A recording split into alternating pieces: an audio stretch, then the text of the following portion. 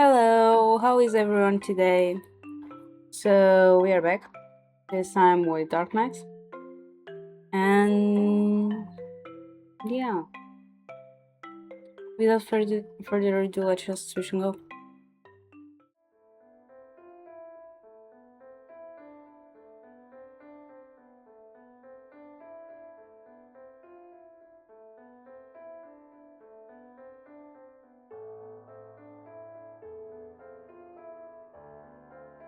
I don't think there is any new image.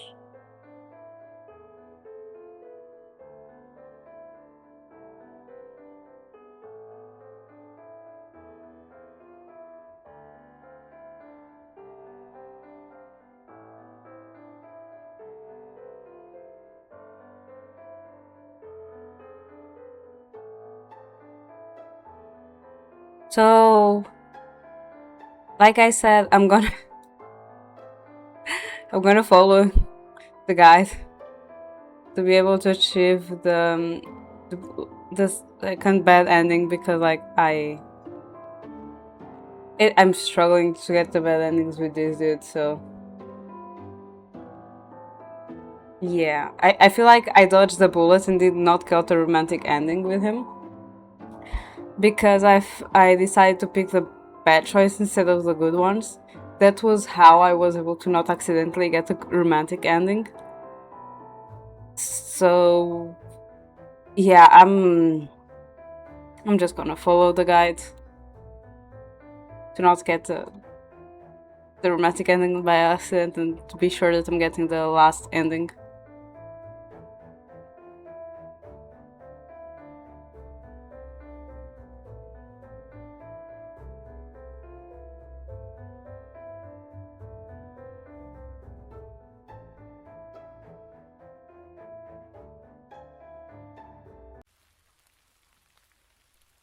Oh yeah, right. Where am I? Dalton play along with his first. Dalton play.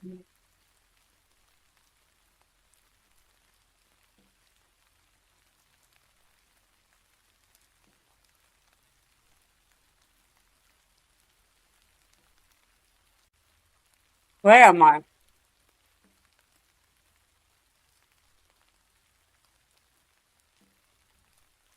Oh, right at the beginning.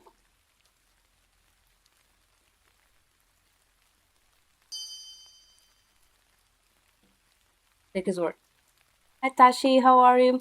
I did not misspell your name. Mispronounce your name today. However, I am still struggling with words.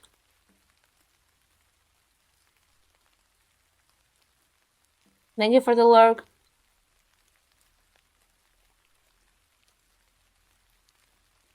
Okay then.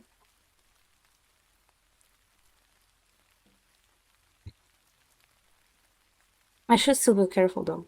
This guy's a stranger. Please follow me. Junior guides me towards the garden. We do not get very far before he suddenly stops and turns to face a wall. He presses in, and the secret entrance slowly reveals itself.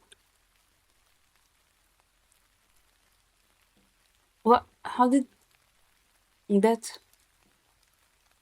Oh, it's like a hidden passage. Hidden passage. Straight from a book. Juno chuckles at my reaction. It is rather dark in there, so please stay close. As we step into the main room, my eyes are immediately drawn back to the vibrant paintings on the walls.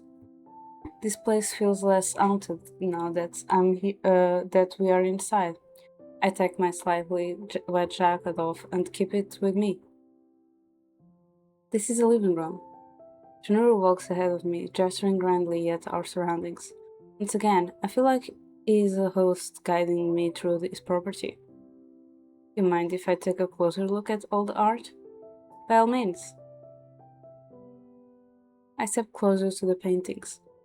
They are filled with scenes of beautiful ladies and gentlemen dressed in elaborate gowns and suits from a time long past. I wonder why such expensive looking artwork has been left hanging on the walls of an abandoned residence. I examine each illustration carefully until I stop at a portrait of a child. It looks cute and somehow familiar. It is warmer upstairs, shall we? Oh, okay. Our footsteps echo across the spacious room as we walk upstairs. I cannot help but notice the decorative moldings on the walls. Abstract patterns, so elaborate, they almost seem to tell stories. Absent-mindedly bump into Juno's back. Oh, sorry. Are you alright? I realize people often find this place unnerving. I'm fine. Everything has an old but pleasant charm to it. Pleasant? Go on ahead. Don't mind me.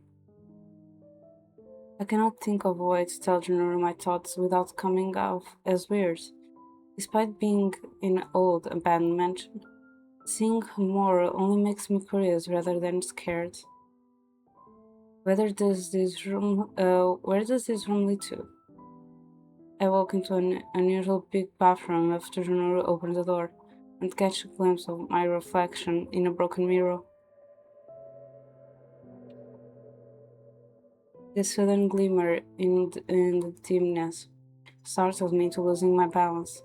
Juno catches me before I fall. Are you scared of your own reflection? I can only pause, puffing out my cheeks as he's teasing, before resuming my exploration.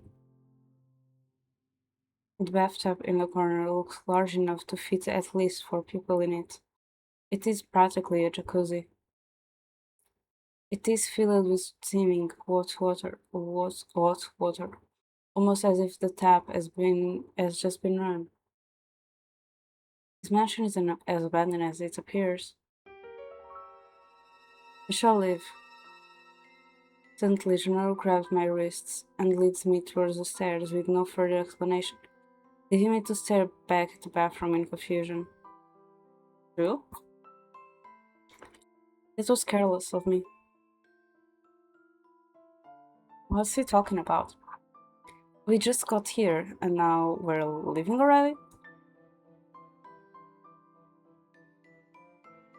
You should be on your own. May I ask why? Everything seemed fine a while ago. No way. Because Junior purses his lips and averts his gaze. I'm sorry. There's nothing to apologize for. It has stopped raining. This is a good time for you to leave. What the heck is going on? Alright, maybe we can talk again another time. Have a good night. Junior smiles apologetically as I leave. Next day. Next night. Day? Night? Huh? Next day night, okay.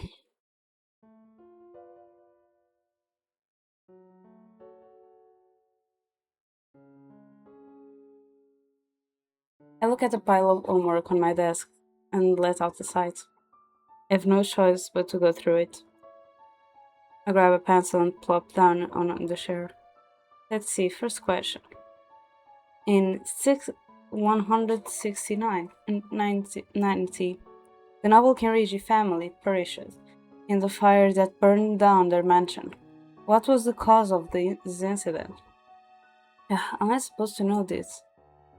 I scold myself for not paying enough attention in class and move on to the next question. The Courageous were rich and rumored to have a valuable heirloom. Although many thieves targeted their treasure, none were successful. Unfortunately, both the corpses of the family and their heirloom were lost in the fire. To this very day, it is still missing. What is the heirloom? Another difficult question. I should just answer the ones I know for now. After I finish my homework, I stretch my arms. It is only 9:40 p.m. Early to sleep. I have so many thoughts on my mind. Perhaps I should write them down. I open the drawer to take out my journal.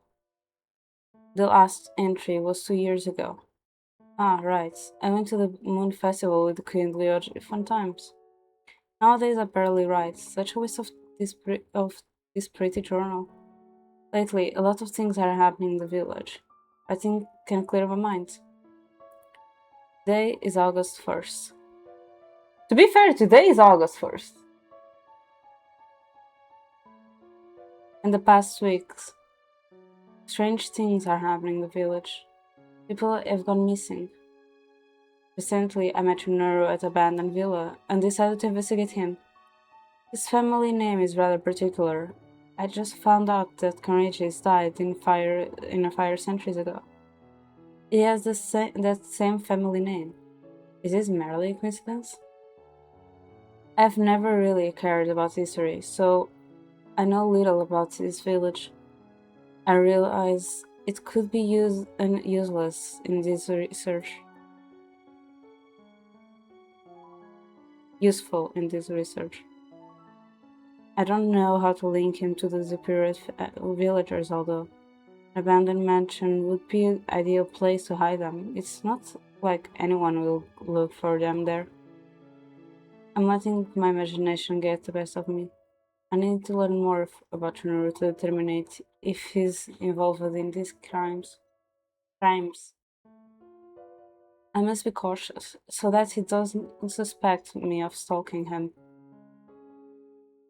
For some reason, he never goes to school, even though he wears our uniform. Could he be one of those invisible elite class students?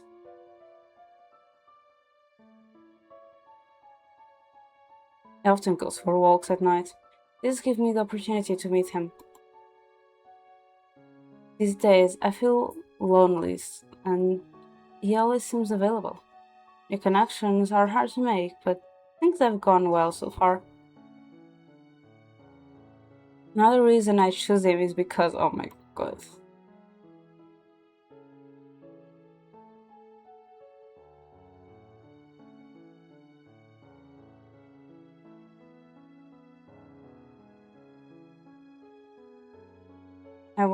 What was it, this one, right?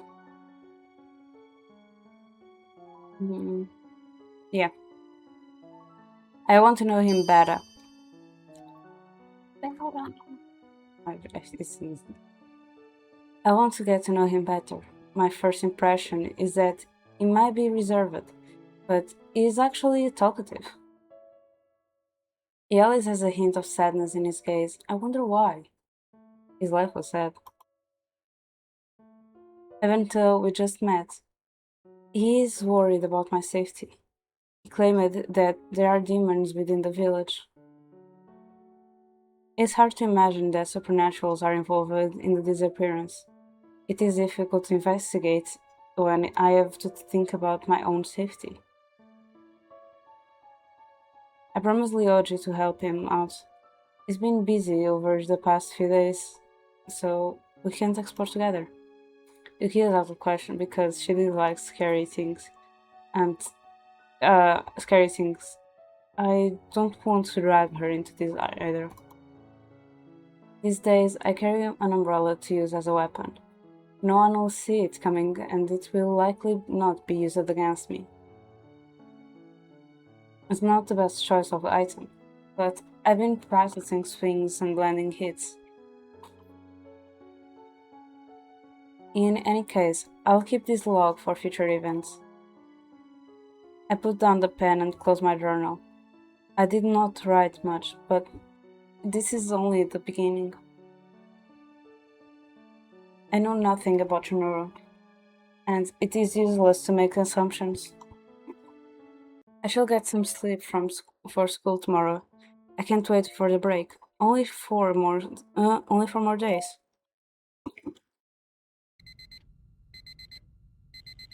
The loudness of my alarm brings me out of my slumber.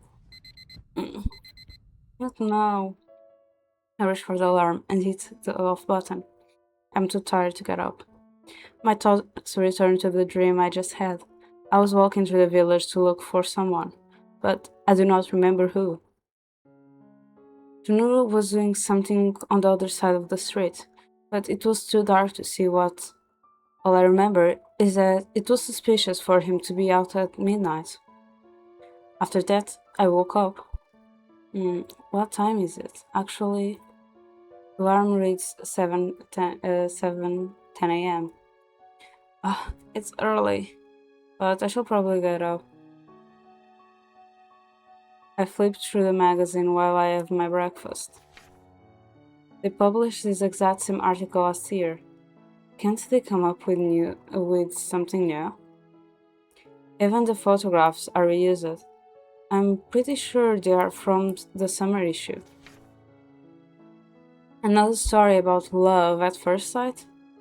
Wow, it sounds awfully similar to the one from the last volume. What a waste of time and money. I'm unsubscribing. I take the last bite of my sandwich and look at the time. What the? Are you kidding me? Maybe I can still make it in if I run. By some miracle, I arrive at school on time. Morning! Good morning, Ikoya. I saw you running across the schoolyard. You should go to sleep earlier, you night owl. I was go to bed early. That was not the reason I was late. I just got distracted. Anyway, did I miss anything? No, don't worry. We were only talking about the news. What happened? You're still behind the times, huh? I turned to Liage walking towards us. It was not just a forest anymore. There are rumors about demons being in the village too. What? My guess is that there are demons within the village as well, so be careful. I just have a bad feeling about it. Please, stay safe. I think Juno said something along those lines. Since when? I'm not sure. I only heard about it this morning. There was an incident yesterday, though. Juno was right after all. Remember the disappearance, right? 10 people have gone missing in the span of 2 weeks. The villagers think a demon is to blame, but the police think it is a kidnapper or serial killer. The teachers just warned us about it. I hope the case is solved soon. I can sleep peacefully like this.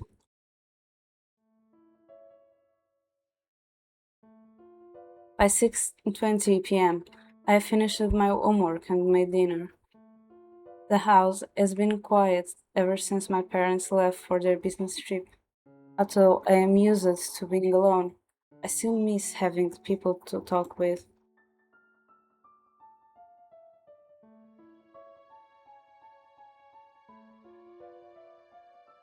My thoughts flashed through Junuru. We have spoken a lot since our initial meeting. We have.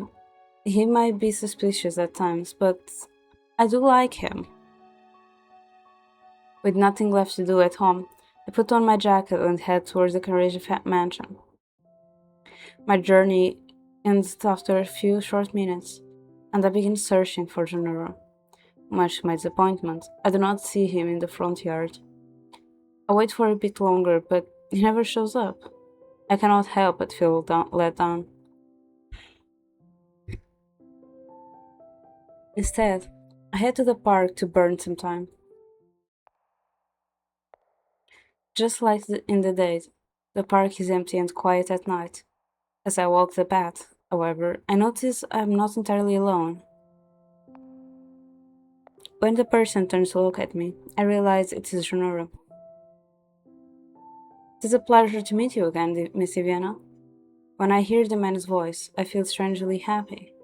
Junoro, what brings you here today? Well, I was just taking a walk. Staying in all night gets boring. Ah, I see. We bump into each other so often lately. It is starting to be more. It is starting to be more of a surprise when you do not appear. It must be a coincidence. We both like to go for walks in a tiny village like this, so. Juno smiles rarely and chuckles. I still don't know how to say that word. Hey, it's the truth. Of course. We walk through the park together and eventually stop to sit at a bench near the path. Now that I think about it, Junora might have thought I was creepy if we met at the mansion again. Do you pass through this park often? Rarely, as it happens. I felt like taking a different route today. Junora leans forward to rest his elbows on his knees. He asks about my day, but there is nothing much I feel like sharing. Instead, I want to know more about him.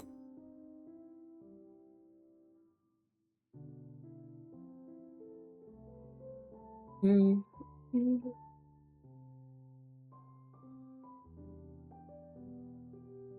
It's Where do you live?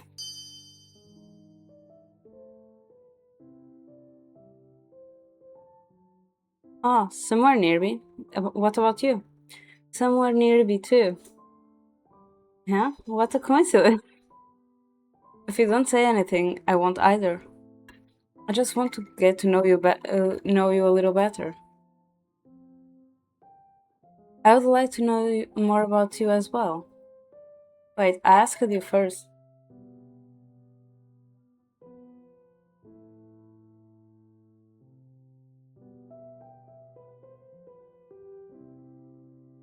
I'm not giving in this time, Miss Ivana. Why must you always ask about me, yet avoid talking about yourself? It's kinda embarrassing. Oh, school is so boring that I fall asleep during class, and my hobbies feel so repetitive, I don't really bother with them anymore. The most exciting thing that's happening to me the past few weeks was exploring that old house with you. Anyway, you avoided telling me where you live earlier, so I. Alright, I cannot keep up this game. I'll tell you whatever you like to know, so long as it is appropriate. Not inappropriate, huh? What kind of girl do you think I am? It was a poor choice of words. Please ask me anything. Shiro takes a deep breath. Well, I hope you will not be shocked when I tell you about my residence.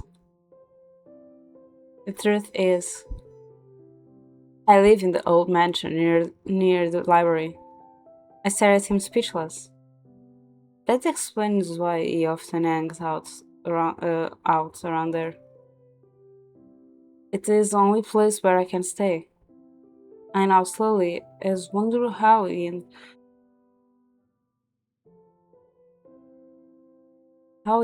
ended up in the abandoned mansion. At first glance, Junior looks like someone from a rich family.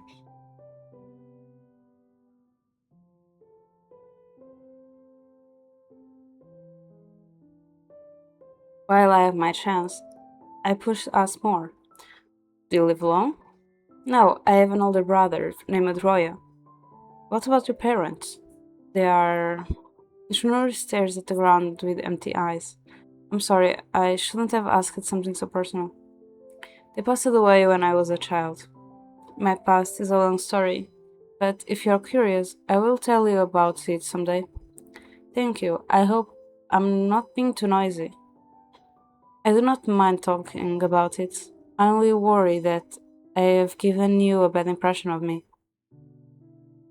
Nothing's changed.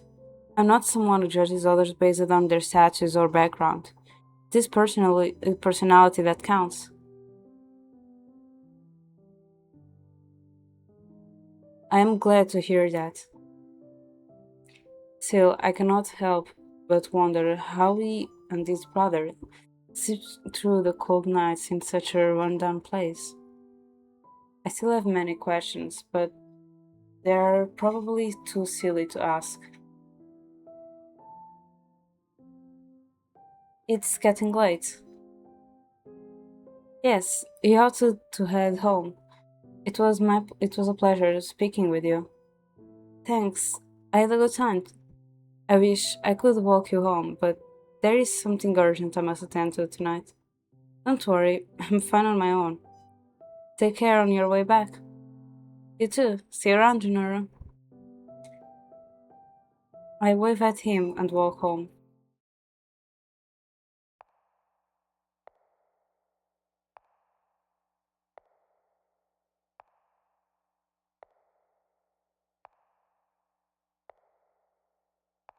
Sorry.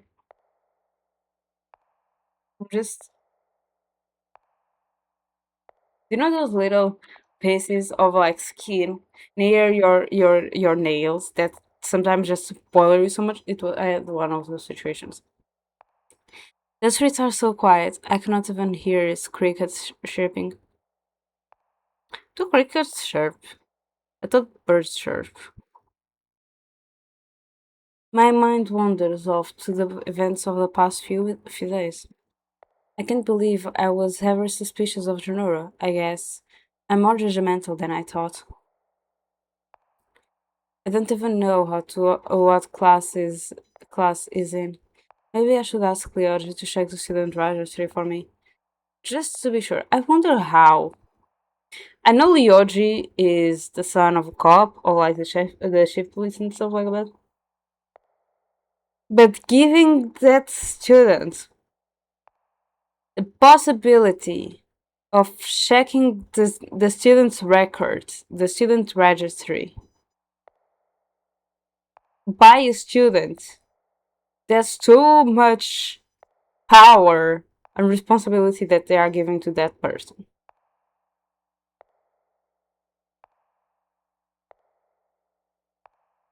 Liaj is actually a good person in terms of like, yes, I will help you, but like there are some like boundaries you should not cross. However, if it was a weaker person, there would be a lot of dramas and stuff like that going around at school.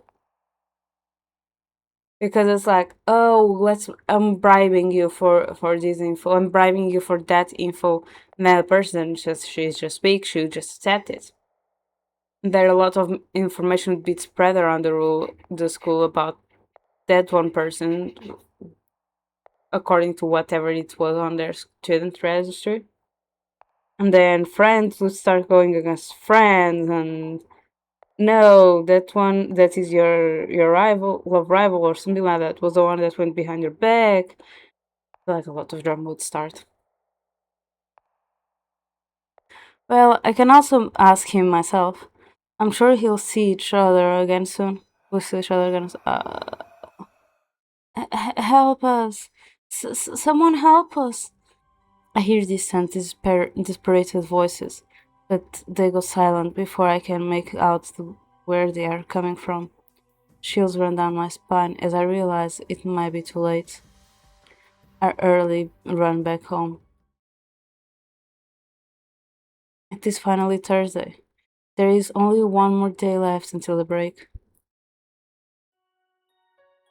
I fell asleep during chemistry class and nearly forgot about the lunch break. Those screams I heard last night made it impossible to sleep. I feel a tap on my shoulder and Ikuya greets me with a cheerful smile. Yo! Ah, Ikuya. No greeting for me? Likewise, you have a mouth on your own, you know? Haha. Jeez, Ivana. You couldn't stand to become more polite? Maybe you should take your own advice, Liaji. What?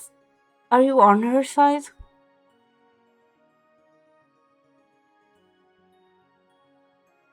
Ikuya teasingly pokes Liaji's cheeks. Obviously, you're the one who started it. What even? You two sure get along. Oh, it only looks that way. Don't mind me, please go on. You're part of this group too. Oh, you're so sweet, Ikoya. Guys? Lighten up, Leoji, join us. I motion for him to join Ikoya and I in a group hug, but he freezes. His only reaction is an awkward smile. He finally smiles! Ikoya suddenly pulls Leoji backwards, and the two of us forced him into a tight hug. Here we go. This is how it should be. Oh lord. Too cute. I'm thankful my friends are here to offer me I'm thankful my friends are here to offer me a distraction from my worries. Right after class ends, Mr. Blanchard enters the classroom with a serious expression. Attention, class. We have an announcement from the police. Two more people disappeared last night. Citizens should avoid going outside after dark until the cause of these disappearances has, has been determined. Based on current evidence, this disappearance tend to occur after 9 p.m. In the likelihood that a criminal is at work, please use extra caution and lock your doors and windows at night. The teacher sternly looks at each of us. Such a string of disappearances has never happened in this area before. Are such measures really going to help?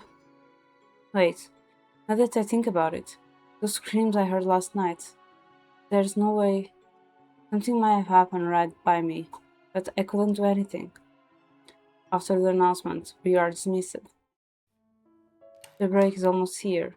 While I'm happy to be away from school, I'm also going to miss seeing Yuki and Lyoji every day. Yuki is planning on vacationing in the countryside with her family. Funny, considering this village is already the definition of a countryside. Lyoji's probably help is that with the investigations. They are both going to be busy. I already feel bored at the thought of spending the break alone. It also appears that most of my classmates are going somewhere. Given the recent appearance, I cannot blame them. I wonder what Shunuru will be doing. I shake my head. For some reason, I keep thinking about him. I look at the clock. It reads 8:30 p.m. I wish he should told us not to go outside after 9. It should be no problem if I only pay Junior a quick visit. Perhaps I should pass the warning on to him as well. I grab my jacket and head to the Kiriji mansion. Hey, Junior! The man turns and greets me. Oh, Miss Viviana, I thought you would be staying home today. Why is that? People have been disappearing. It would not be wise to walk around the town alone, especially after 9 p.m. Have you not seen the news? It's not it's oops it's not 9 yet. The disappearance supposedly only happens sometime after that. It would not hurt to be more careful all the same. Yeah, but I wanted to see you. After a moment of silence, Junoru shims up with something unexpected. I think I'll begin investigating the demon rumor soon. But are you joking? Why would you do that? No, I'm not. I want to stop the disappearance. I reply with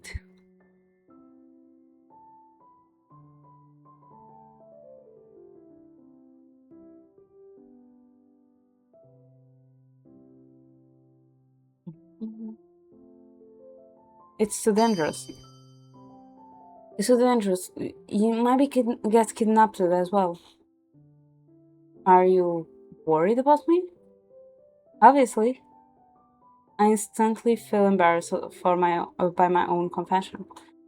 We may not be close, but I still do not want him to get hurt. Nuru chuckles. Thank you for being considerate. I'm only returning the favor. You can count on me. Nuru raises his head and presents a confident smile. This guy is way too lanky to fight though.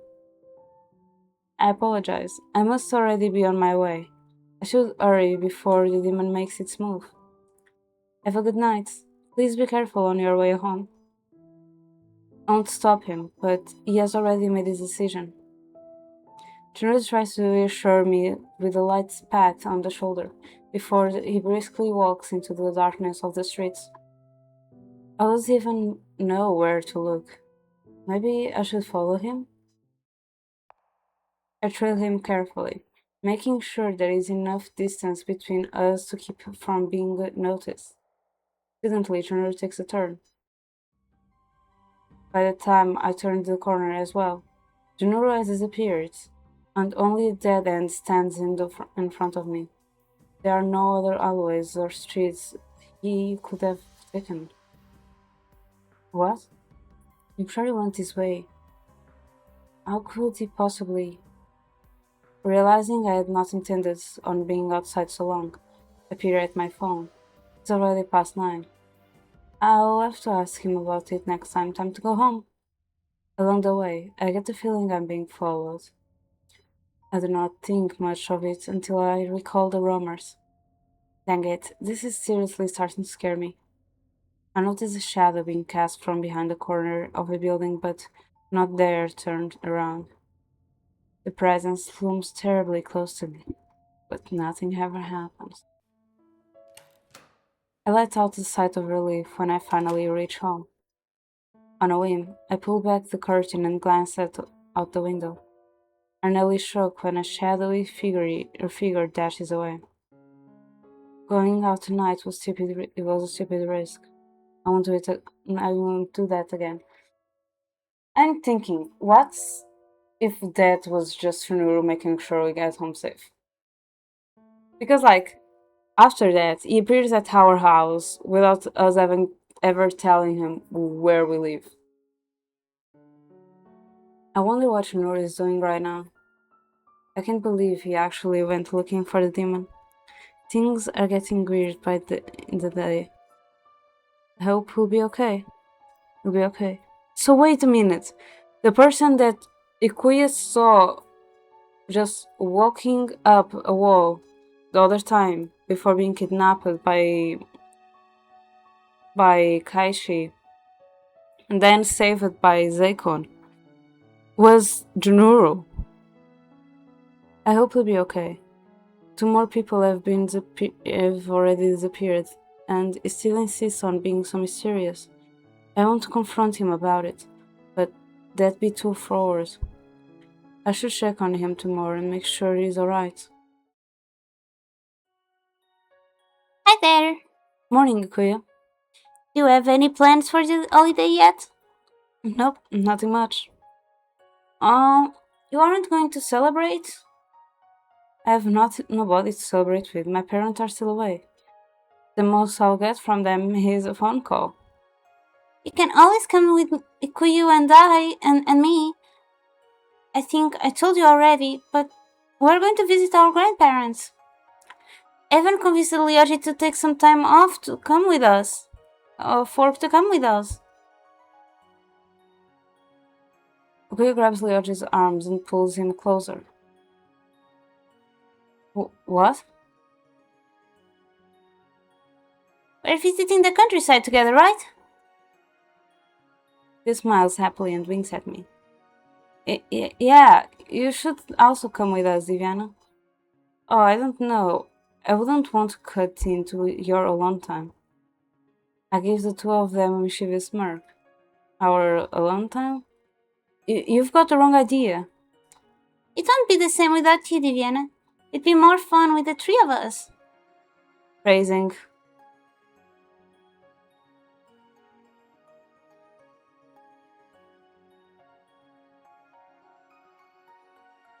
I don't realize the phrasing. For me, it's fine. He lets go of Lyoji's arm, pouts like a spoiled child. Get your mind out of the gutter. Point is, Diviana has to come with us. Diviana can decide for herself. It's not like we can force her to do anything. I will consider it. I have slept over at Ikui's grandparents' home before. The idea is not half bad.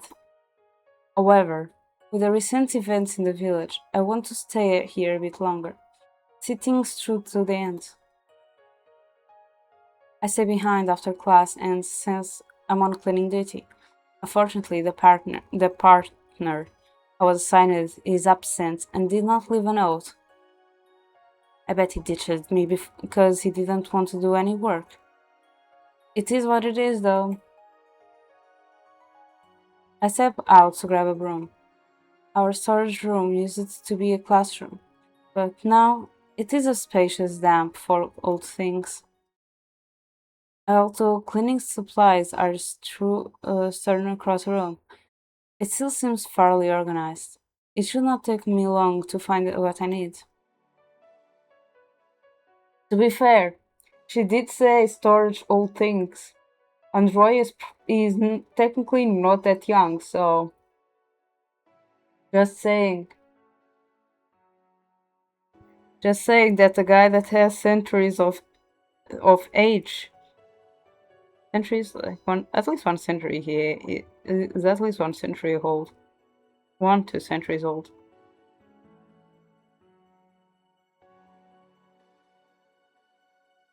Is on the storage for the old stuff. I start my search by opening the large locker at the back of the room. To my horror, there is a person inside of it. I step back and almost stumble over my own feet in shock. It seems as surprised as I am. His eyes are mysterious, yet oddly familiar shade of gold. Judging by his odd uniform, he must be from the elite class. Do you normally hang out here in there? The man narrows his eyes and glares furiously at me. Mind your own business. My eyes trail down to his shirt, which is stained crimson red. Is that blood? Yikes. He must be hurt pretty badly. The blonde grunts quietly as he closes his eyes. I quickly run to the first aid kit. The man is still sitting inside the locker when I return. Didn't I tell you to mind your own business? His voice sounds weak, yet his expression is serious. Ignoring his tough guy act, I kneel beside him. Let me clean this for you. I reach out to help him, but he slaps my hand away. Hey, whether you like it or not, it should be treated. This is nothing you need to be concerned about. He grabs his chest and coughs up blood. I cannot simply sit and watch. It's bandaged in hand. With bandage in hand, I roughly brush his hand away and start unbuttoning his shirt. Once his torso is revealed, my eyes widen. There is a deep gash in his abdomen and a slash across his torso, both of which are bleeding profusely. I help him turn around and find another wound on his back. How in the world did you manage this? The man pushes me away and covers his wounds with his blood-stained shirt. I stand up and tell him that I'm going to call an ambulance, but before I can get away, he grabs my wrist. No, keep this a secret from everyone. Despite his injury, his grip is strong. Not knowing what else to do, I agreed to his request. After his grip loosens, I kneel down beside him again and open his shirt to look at the wound once more.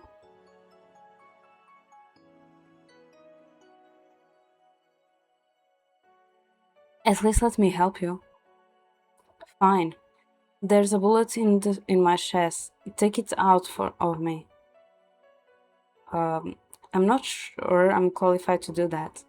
It will be pretty messy. Just do it. Doctors study a whole field of ballistic science to deal with this stuff. At the very best, I will leave a huge scar. Well, it isn't like I can reach there myself. I believe in you. Adigar, I'm sorry. I can never do this one. I need I need a BRB. I'm sorry.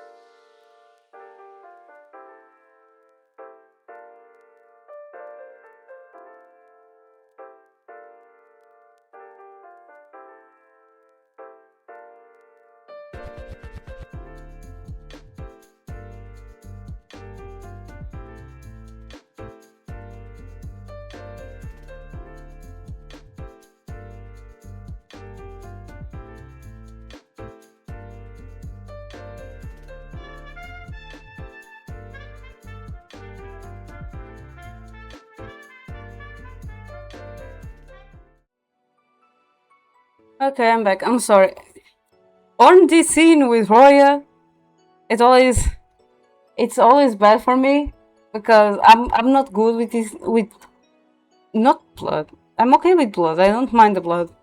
My thing is ugly, ugly. Not scars, but like wounds, ugly wounds, and medical procedures. And the more detail people give by writing, commenting, or whatever, it just gets worse for me. I don't have an iron stomach, so I needed to get away a little bit. I'm sorry. And hi Dex, how are you? We are just removing a bullet from the back of the romantic interest, the brother of the romantic interest in this route.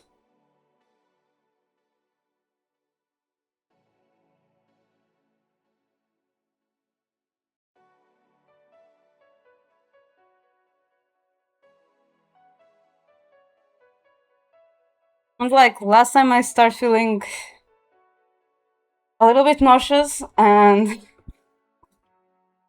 this time I start feeling a little bit nauseous again, so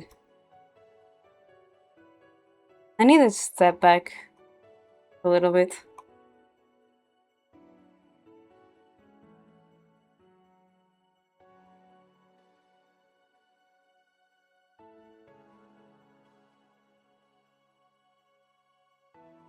Yeah. I dig around in the first aid kit until I find something to remove the bullet with. Luckily, there is a pair of large tweezers at the bottom of the bag. Fast and a little more roughly than intended, I pull the bullet out of the man's chest, and once does he make a and the man's chest. Not once does he make a sound. The wound is deeper than I expected. I'm surprised that he can remain cautious after so much blood loss. Stabbed and shot? What kind of trouble did this guy get into? Thanks, I guess. The man smiles lightly while peering down at the blood mess that is his abdomen. Although he says it is unnecessary, I pull out a few more bandages and bind his torso. Thankfully, the bleeding seems to slow down. I stay by his side until he mysteriously stabilizes in record time. By the way, what's your name? Call me Roya. I'm already familiar with you, Diviana. Oh gosh. I hope this guy isn't another stalker. I've never seen you around school. Are you an elite student? Uh-huh. Is that what it's called? I like it. It suits me well. I forgot how... Uh, not egocentric.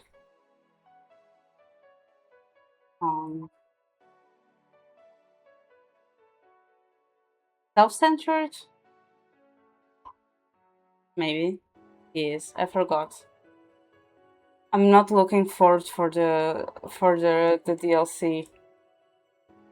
I want to play the DLC because I want more story and I want to see how they made that's compared to this one. However, the DLC, the routes in there are for Roya and Shane. And or I go to a psychopath or I go to a cold-hearted one. And I'm not very fond of both of them, to be honest. From the little interactions that I had with both of them in different routes, I'm not very fond of them.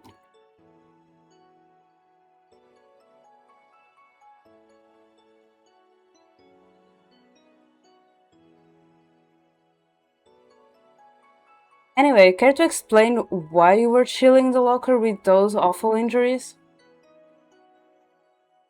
Curiosity kills a cat. There are things you better not of not knowing. Do you always ask the people who helped you out? I bought at Roy's attitude. This guy is such a pain that I want to punch him even when he's injured. Yes, I would like to punch him too.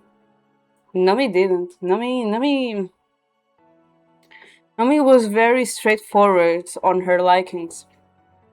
Sorry, that wasn't gentlemanly of me. Thank you anyway, Miss Cutie Nurse. Ugh. Ugh. It's Diviana. Rory buttons up his shirt, seemingly satisfied. I still cannot believe he can act so calm with a wand like that. Let's keep this incident of our little secret, alright? Why? Just do it, unless... Roy leans forward and lifts my chin with his hands, forcing me to look up at him, his mischievous eyes boring to me while he moves his face closer to mine. Oh, this is like... not the last, but like... before the last ending that I'm trying to do for this game. So... yeah. Yeah. Some streams. Royal machines feels closer to mine. The heck is he trying to do? In a reflex, I push him back. Roy partially topples over, grasping at his stomach. Right into my weak spot. I think I'm going to die. I'm sorry. He's joking, girl. Just kidding. You're too easy to tease. Roy stands up and fixes his jacket. His demeanor is completely different from earlier. These injuries are no big deal, you know? I was only pretending to be hurt to see how you'd react. Guess my acting skills are better than I thought. That was just an act? No. No, while the bullet was still there, it wasn't an act. After the bullets got out of there, yeah, maybe.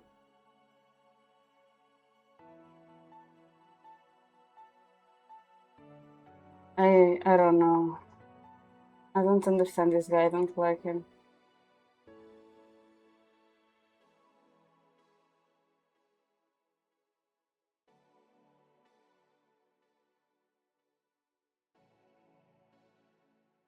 To be fair, like, the bullet is made of silver, and he's a zombie. So the bullet, while the bullet was still on him, it actually hurt him, and he was not able to heal because of that. As soon as the bullet got out, it was able to just heal pretty fast, and like they don't feel pain. Junior has actually explained that they do not feel pain unless it's like something silver.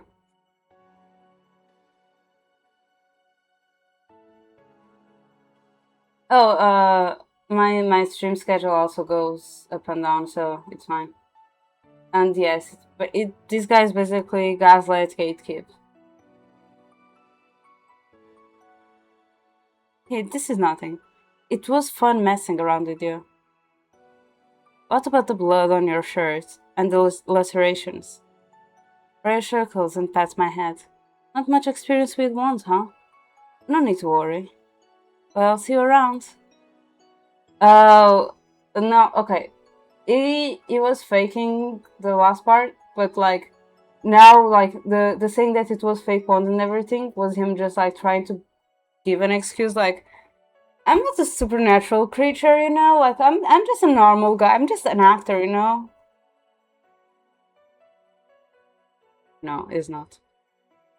I literally said I'm not looking forward for the DLC in terms of like routes. They did say there was a secret route.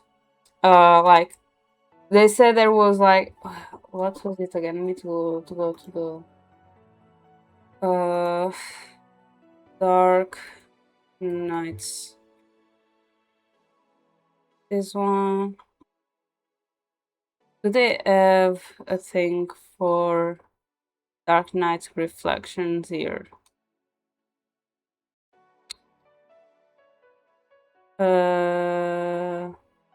Here. Two routes, each with a unique story. Two routes is Roya and Shane. But there was more. There was bonus material. Oh, content. for the Dark Knight Reflection DLC. Content warnings, jump scares, depictions of dead dying, murder, cannibalism, blood, mild cursing. Mild this one. Mild cursing, wow, they level up. There is no cursing on this one. Decapitation, dismemberment, violence, impalement, firearms, use of alcohol. I'm concerned about that one. I'm starting to be concerned about the DLC. Don't get me wrong, I'm starting to be concerned. What the hell did I put myself into? But to be fair, it was a free game, so I blame Leo for giving me the reflection. So sooner.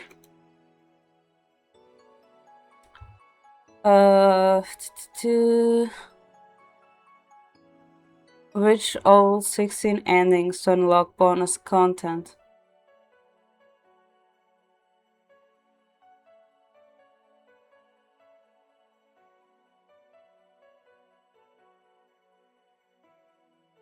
Okay. Note 1. This game follows the same setting and focuses on two new routes, Roya and Chain. You don't need to play the base game to enjoy this version. Yes, because like we are older.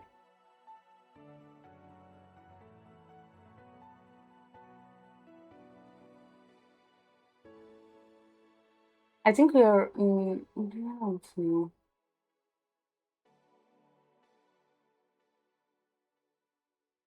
I don't know. I actually all the guys in this base game in all these routes. I actually like all of them. I don't know if I like.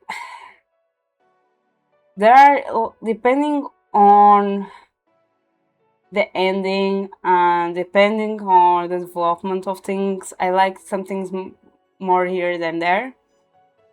But I can be. I thought I would be able to pick a favorite because like on Cinderella Phenomenon I choose a favorite immediately. Everyone knew I like Waltz was my main guy.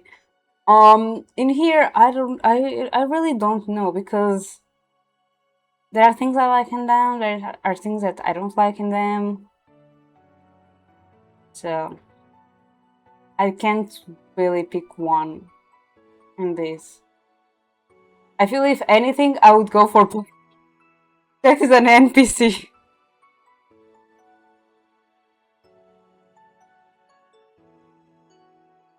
You don't need to play the base game to enjoy this version. The secret route and side stories are still in development. This for early 2016, they come as a free update. Okay, so there is a secret route and side stories. I remember seeing something like that.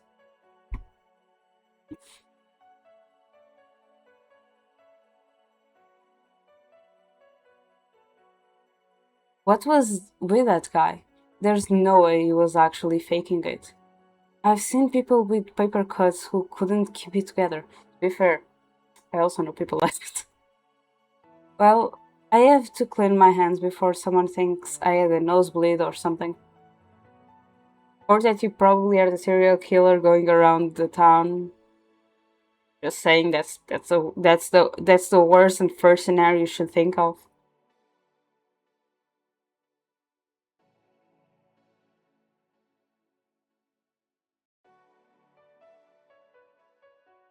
Yeah, that was actually how I started. I started by recruiting friends to VA with me, and from time to time they also still join me.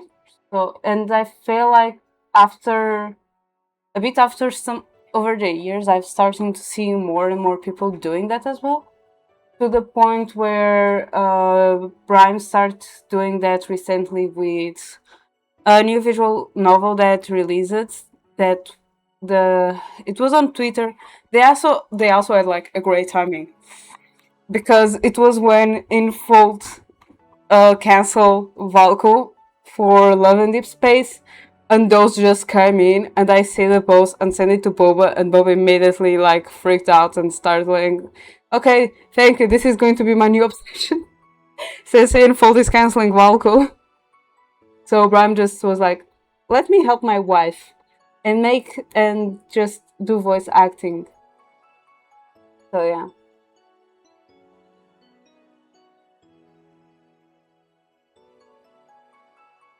Um, that's the thing. I do visual novel streams every 2 weeks, more or less.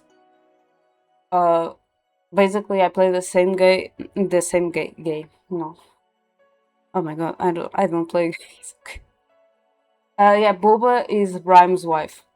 Um, they are two friends of mine and Nomis. Basically, I played the same visual novel game over and over again until I get all the endings from all the routes. That's why I take like more than 1 year sometimes to finish games like this. So yeah.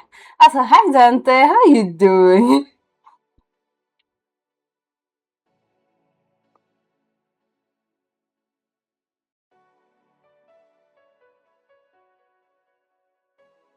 And to me it's afternoon, but good morning for you.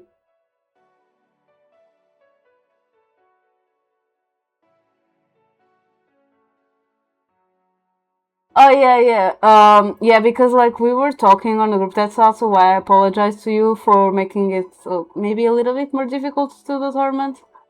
Um, because like Nomi went to our friend group asking who wanted to play Marvel Rivals, and she said like I was off, but I was nominated by multiple people, and she was like, I was one of them, and then I just went to Nomi like, sorry Nomi, I was the other, and then I sent a screenshot of our conversation, and she was like, so that's how I got thrown into captain. I'm like, yes, and then Bram just walked in like, oh, you know what? I'll DM. I will DM Dex just to tell him I also nominate you to captain, and that was what he did.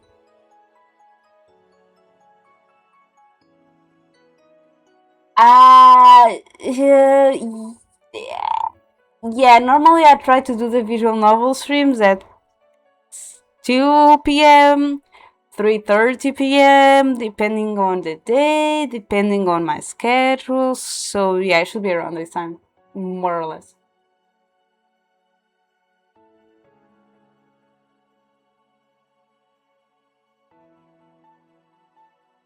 Yeah, yeah. Normally, what I have on these streams is I stream, and then I stream on Discord as well, and people voice out.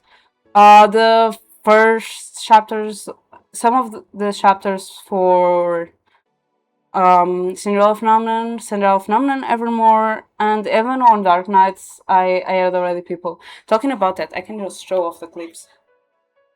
Wait a minute, guys. I can do this.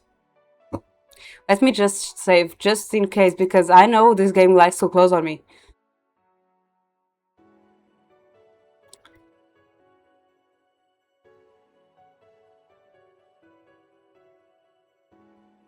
I like that it recognizes Furnace Twitch channel instead of mine. And I need to play Disney too. Oh, I haven't been able. I need to stream Disney to be able to go further on the story for Storybook Vale, but I have not been able to. Clips. Okay, let me just do this and. Where is it?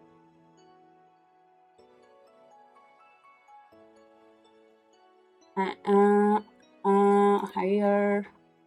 And then I switch the sounds to here.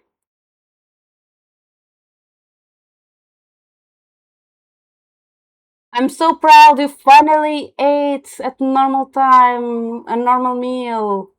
It has been good so far. I had to do a little break though because they were talking about removing bullets, and I have a weak stomach, so I had to step back a little bit.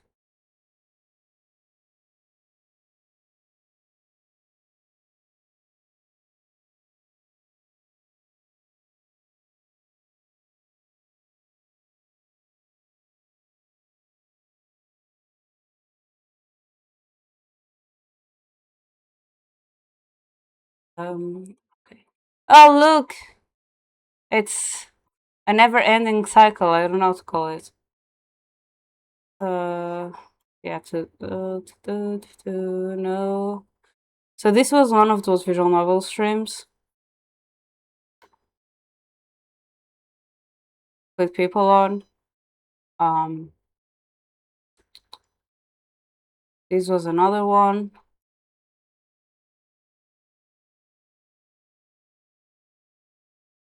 I'll show this one just because it's funny.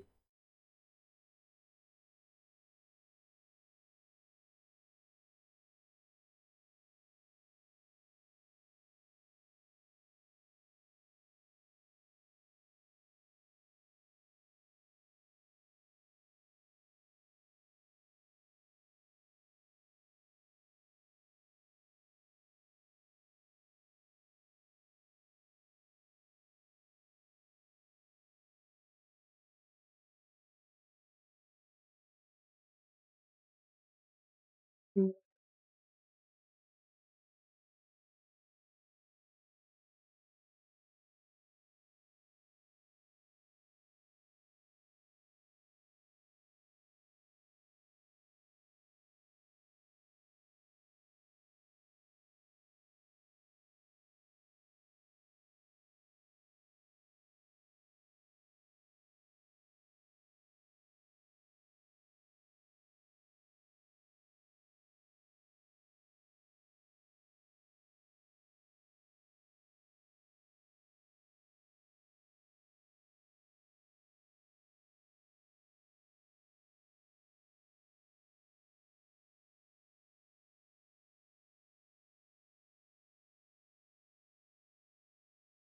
Mm.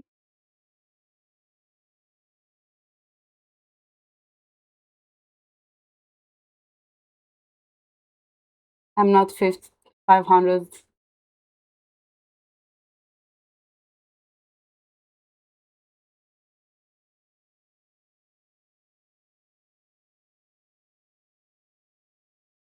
Uh,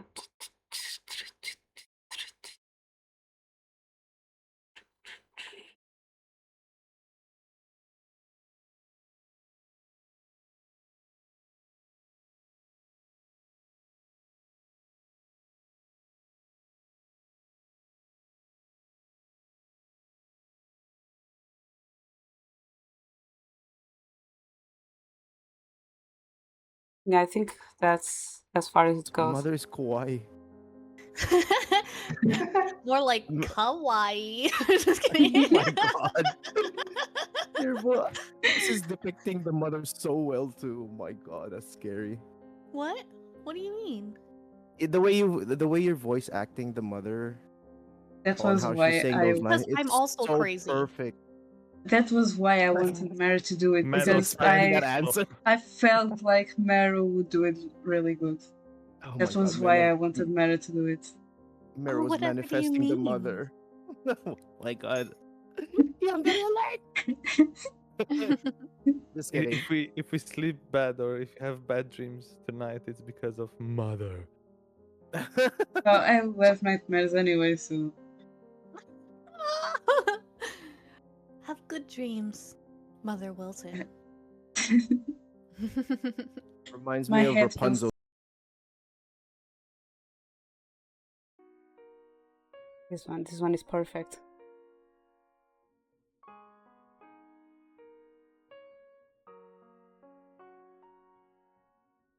No, Nomi.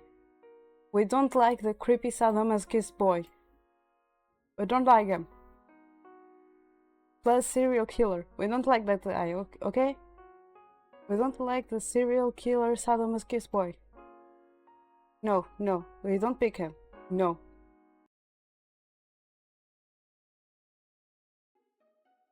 Take your clothes off. I mean. Excuse me? There's no way he just told me to undress. I must have misheard it. Oh, then okay, I think you need to see a clip. What? Oh no. Oh no. I think you need to see a clip. Oh no. I know where this is going.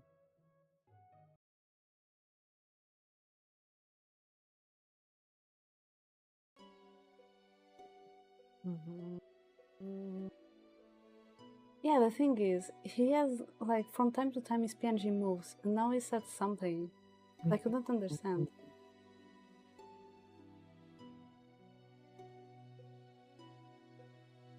I don't know. Did he just pass out? Really? Are you there? Yes, I am. Okay. Because, like, for a long time I stopped hearing you.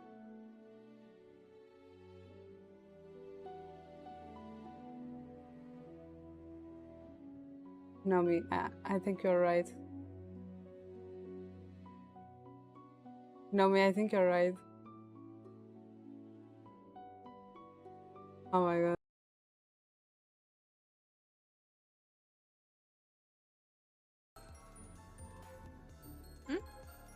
Me? Bobby will be No, the boy. I will be the boy. Okay. He's the boy. Come on, boy. Boy. Boy, you don't remember me, sir? Boy. So, I'm your son. Wow, that boy has future in voice acting. Damn. For sure. that was Aster The as a boy child. poverty. Is Esther's a child?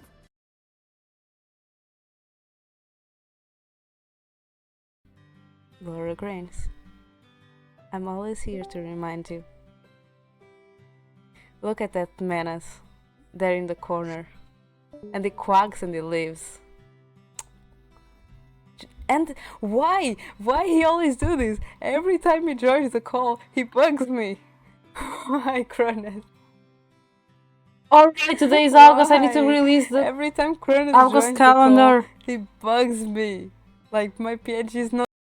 I remember to change the background music for the just chatting screen. I forgot that today is August. And I also have to post tomorrow. Yesterday's Indie Friday post. Oh my god.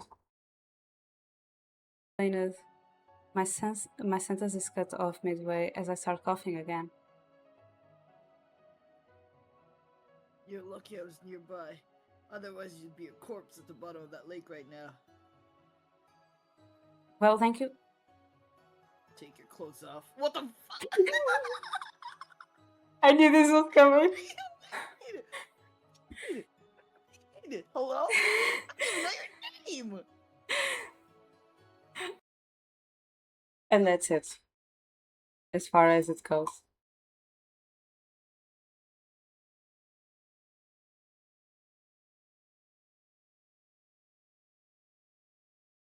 Back to the game. I push my thoughts to the back of my mind before locating a broom and heading back to the classroom. I leave earlier than usual and decide to go to visit the mansion. I have never actually been to the mansion during the day. I wonder if it will be less spooky than at night. After a short while, I reach a mansion and check the garden for signs of Junuru. He isn't here. His classes might not have ended yet. I walk up to the front door and examine the chains. Oh right, there's another entrance.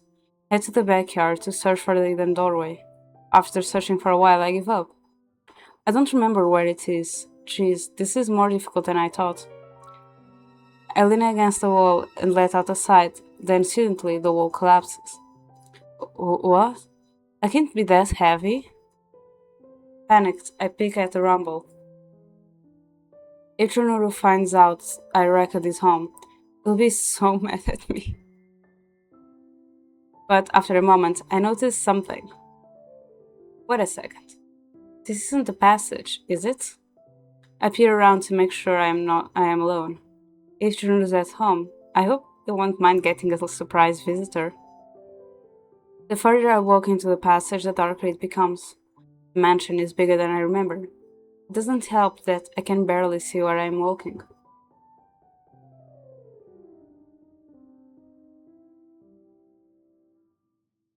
Like, right now? Or another day?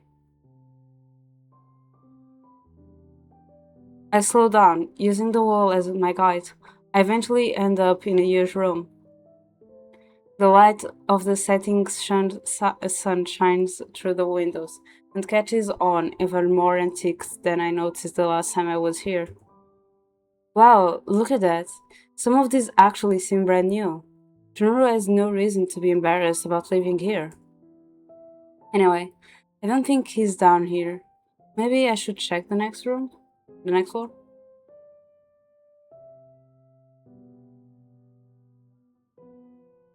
I can. I don't mind.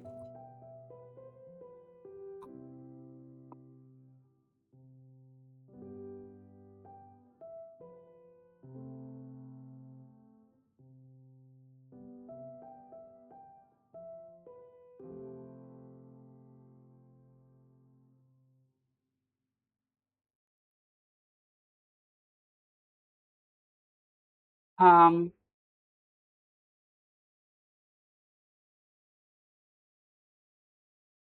Go shower then. I carefully head up to the stairs. Head up? Huh? I can't read. I carefully head up. Maybe I did read right. Nah, it's fine. Take as much time as you need. Hi, Solid. How are you?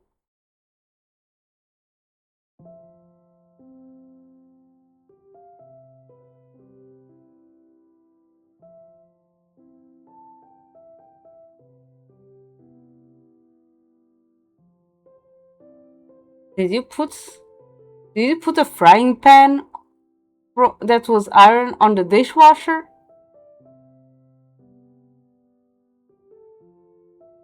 Thank you for the resub. Solid, what did you do?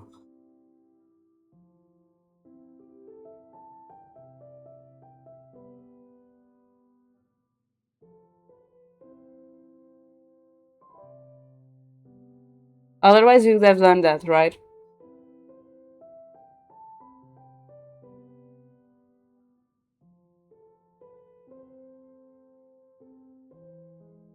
I carefully head up the stairs. I wonder what his room is. The next room I enter is pitch black. I have to stumble around using the wall to guide myself. Is there a light switch somewhere? It is too dark. All of a sudden, my foot hits something and I trip. Ouch. What was that? I slowly get up and check the place where I tripped. There is a small wooden box. I pick it up and leave the room before taking a look at it. Hi, Mocha. How are you?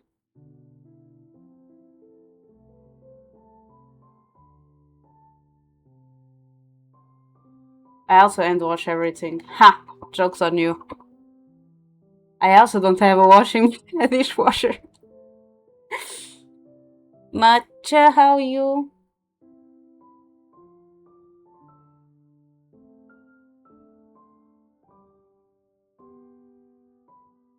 Go eat breakfast.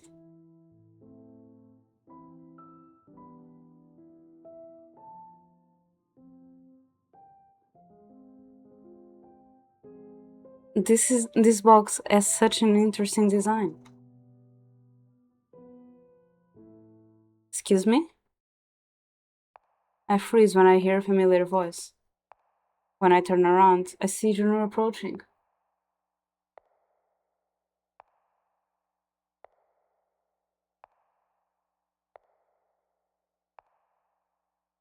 Alright! I forgot today's husband. I was going to ask, like, Matcha, do you want to join me? I forgot it was Saturday because then I was like, oh, maybe she has work. Say hi to Boba and Brian for me. And Jack too, you were also meeting Jack, right? Say hi to him too.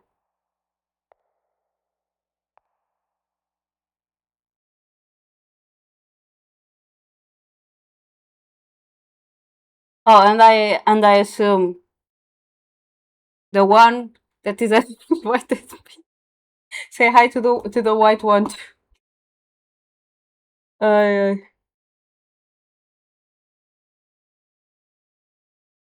When I turn around, I see Junro approaching. Miss Diviana? Huh? I cannot think of a proper reply. I do hope you realize I can see that you are hiding something behind your back.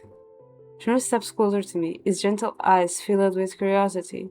Sorry, is this yours? I tripped over it a moment ago, and I was curious about why it was on the floor, so... I didn't want to do this. I didn't want to do this. Ah!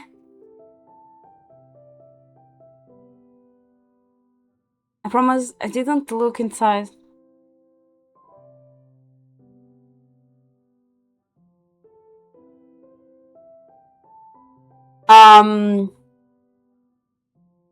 Do you know about supernatural creatures, Solid? Like zombies? And how some parts of their bodies are kinda dismembered? That's how he keeps them in place, okay? Don't judge him.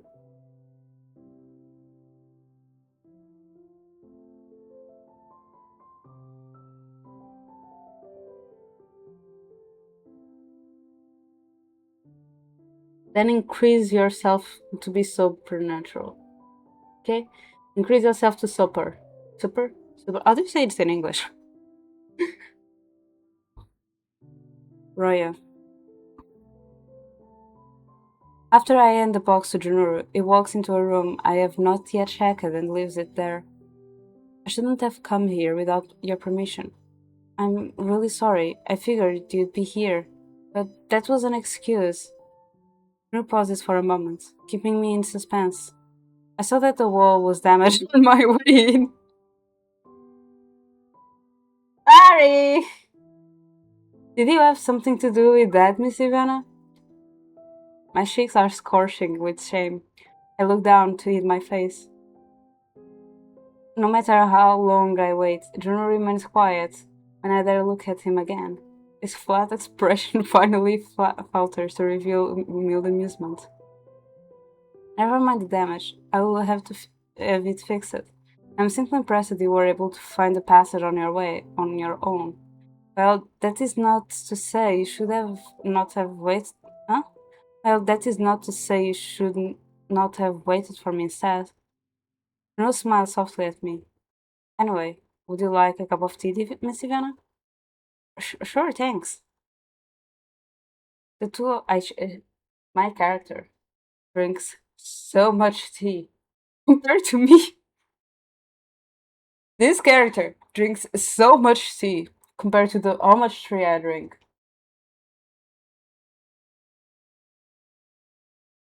I'm sorry, who is Divana? I don't know any Divana. The two of us head downstairs together. While I make myself comfortable, Junior prepares the tea. I cannot help but feel a bit flustered. Even though I broke the secret passages and sneak in, he's still treating me like a guest. I don't deserve this. He's so nice to me. A few minutes later, he returns with a plate filled with cute tip cups and desserts.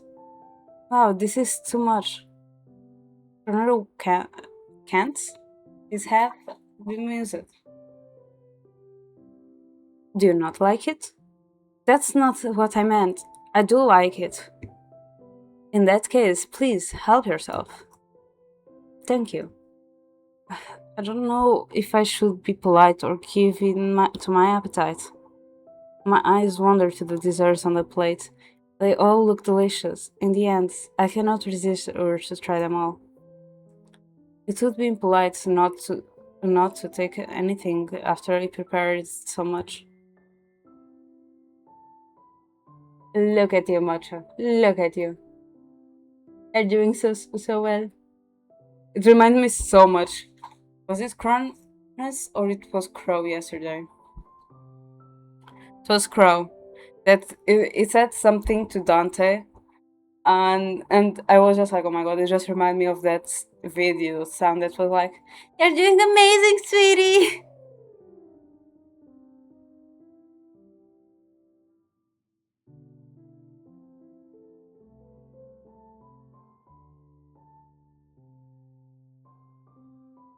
Also, I should say this too.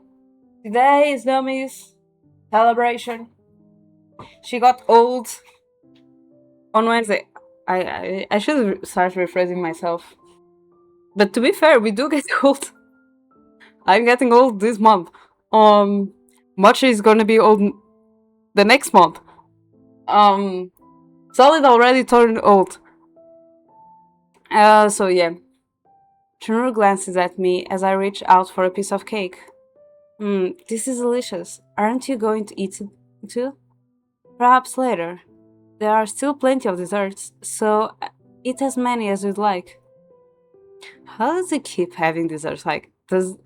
And they do not go bad. Since it can't eat them, how does it do it?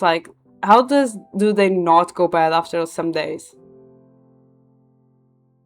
By the way, what was so dire that you felt the need to break into my home? Did something happen? No, nothing like that.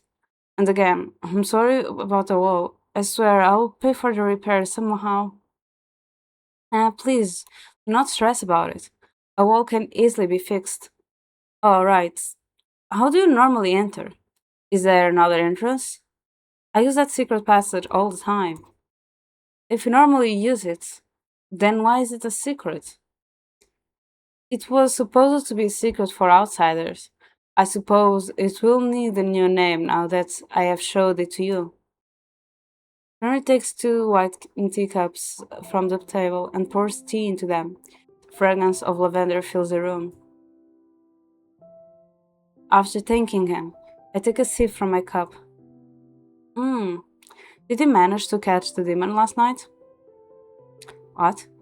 Of course I did. Junur covers his mouth and suppresses a chuckle. Hey, what's so funny? I cannot believe you took me serious. What? You didn't actually shade the demon then? It's not funny, I was really worried about you. I appreciate your concern, but you do not have to worry about me. Sure I do. I'd be sad if something bad happened to you.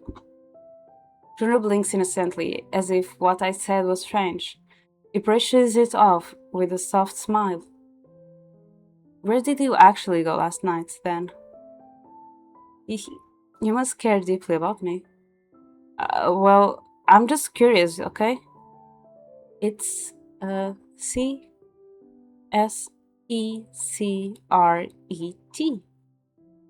Oh, come on! You don't have to hide everything. Close up. Still not going to tell me how? He chuckles, amused, but keeps his mouth shut. As I reach out for another delicious piece of cake, Turnuro looks away, his thoughts suddenly elsewhere. What's on your mind? I wonder, Miss Viviana, if it came to it, would you ever sacrifice your own happiness for others? If making others happy will make me happy too, then sure. I'll come back. I suppose only you and they could be happy. Or they could be happy. Would it not be selfish to keep it for yourself? I don't think so. We live ourselves for ourselves. That should be enough reason to make our own happiness your first priority. Let me just see something.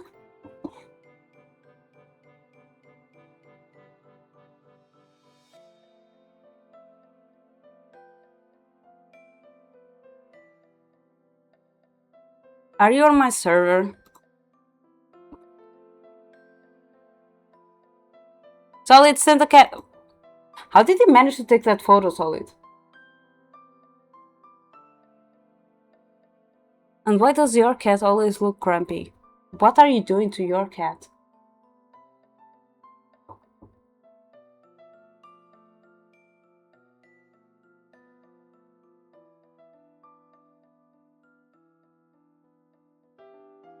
I think that's the first time that command has been used.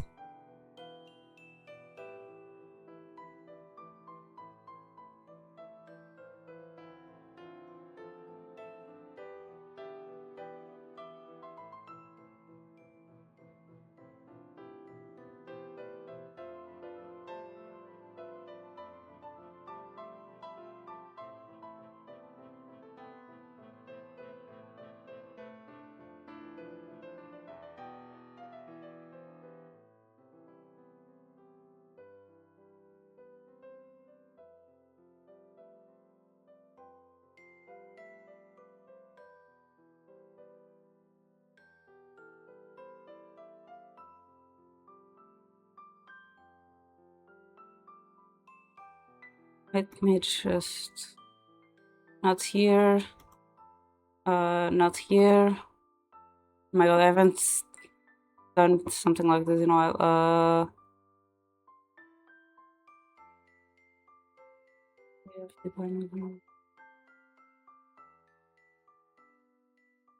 Wait a minute.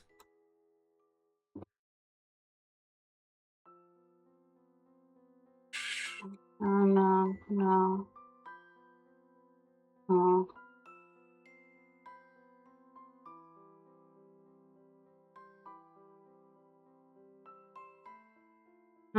It's fine. Oh.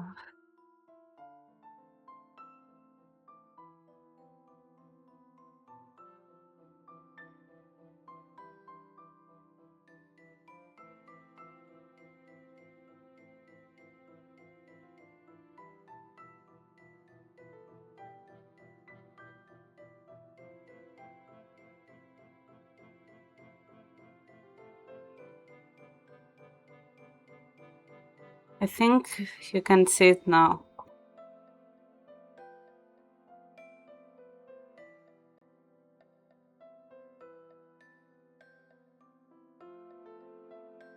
Okay, I also hear you.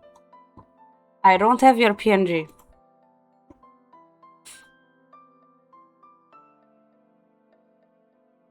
No, I should have it somewhere. I just need to find the folder on OBS.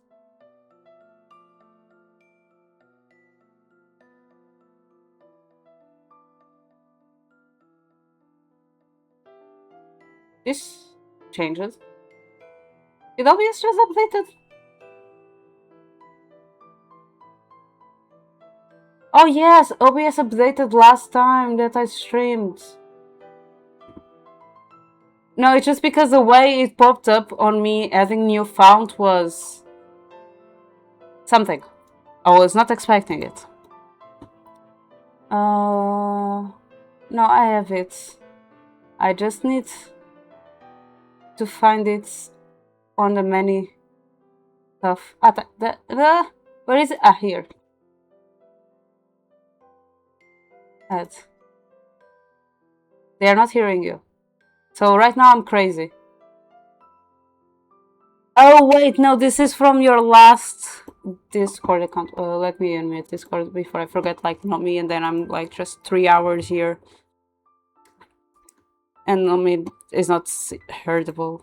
Oh fuck, I didn't want to do that. Reactive. Yeah, but I forgot. So like the last one I have, it was your old one, and I was like, why is it not appearing anything?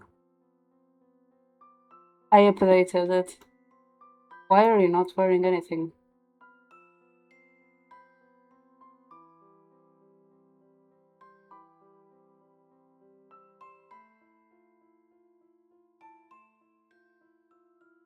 Where do I put you? Are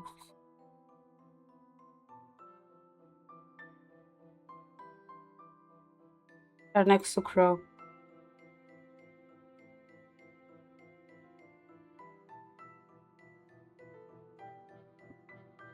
Now I need to go here and stream this.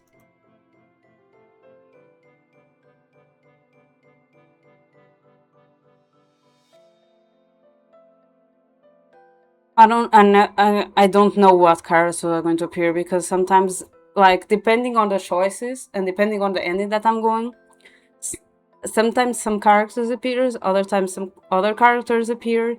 There are also, depending on the routes, some characters don't even appeared. So if you see a character, okay, it's fine. There's only 3 girls.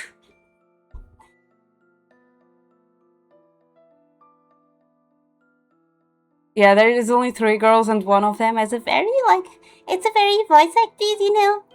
So it kind of helps me.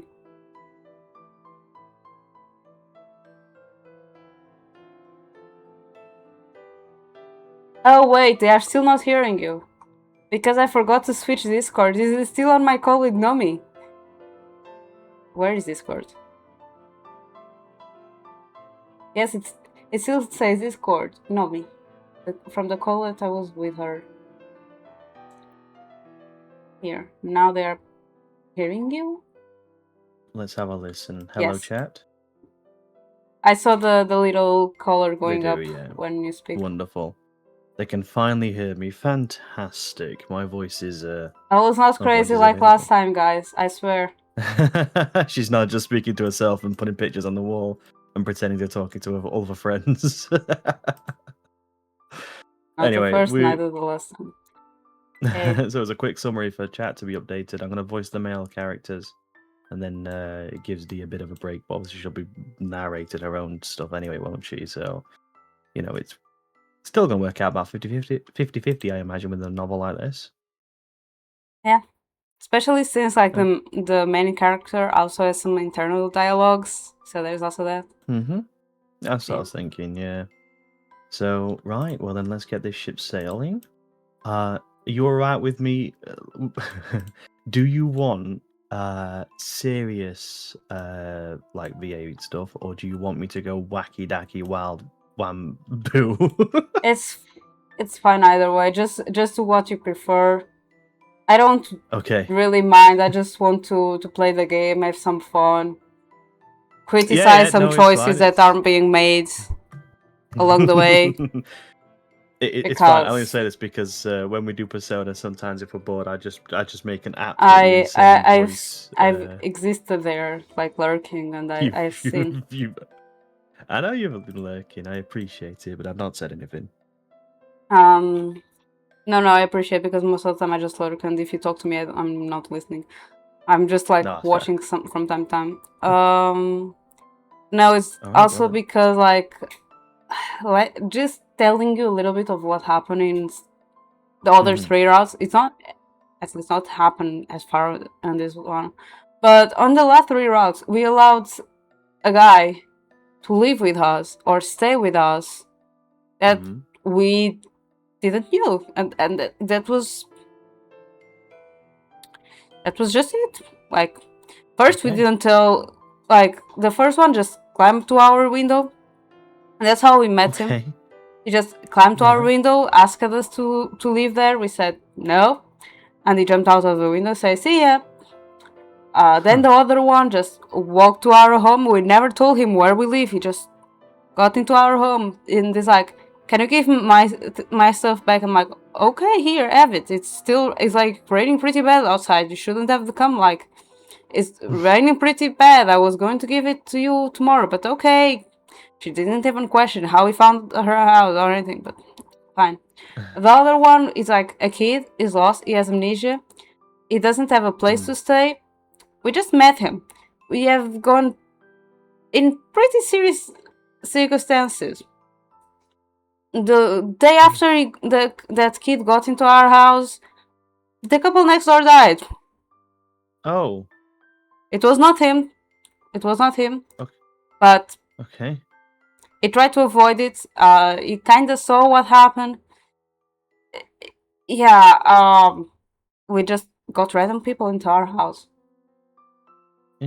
So it's just like what? Is it going down dating routes, or is it just like random people's like, yeah, I'm living here now? No, it's more like, yeah, I can live with me, and I'm like, Man, and there's squatters' rights in this world go crazy. I don't know. Sometimes I don't know how she's managed to survive. Yeah, she's very much like a deer in headlights, you know. Sometimes she's scared of scary stuff. Other times she isn't. I'm What like, a peculiar okay. protagonist. That's one way to sum her up. Okay. But Very she's well. feisty and she knows how to fight, so I'm fine with that.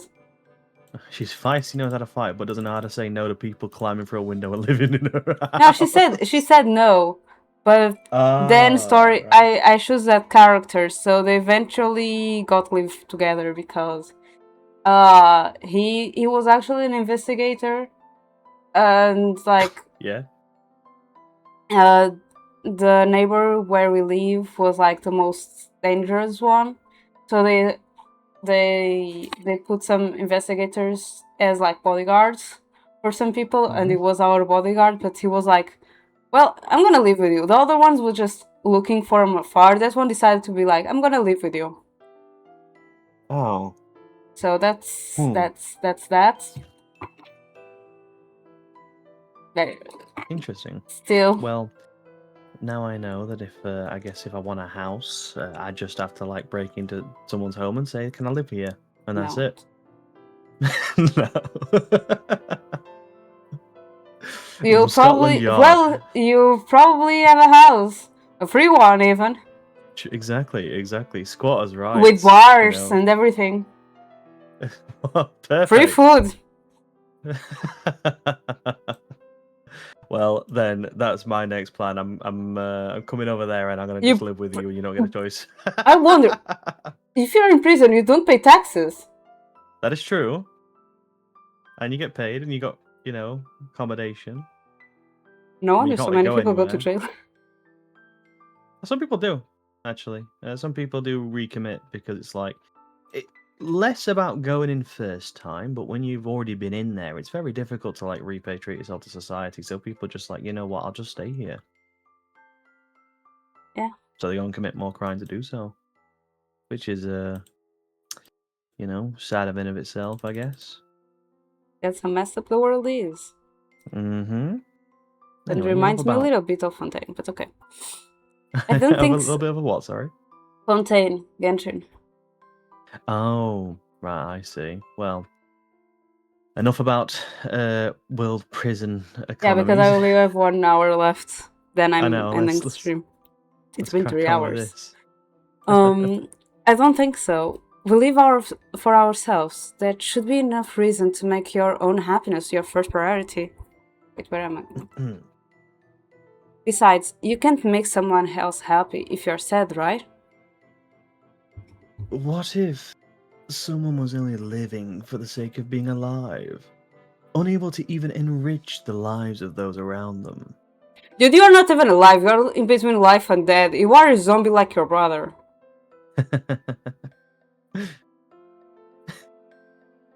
What is the purpose of an existence that only brings disaster?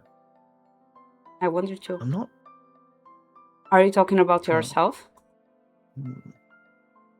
Hmm. I can't understand why you would think of yourself that way. I have lost my reason to. Never mind. You can be honest with me. General lets out a deep sigh and takes a sip of his teacup.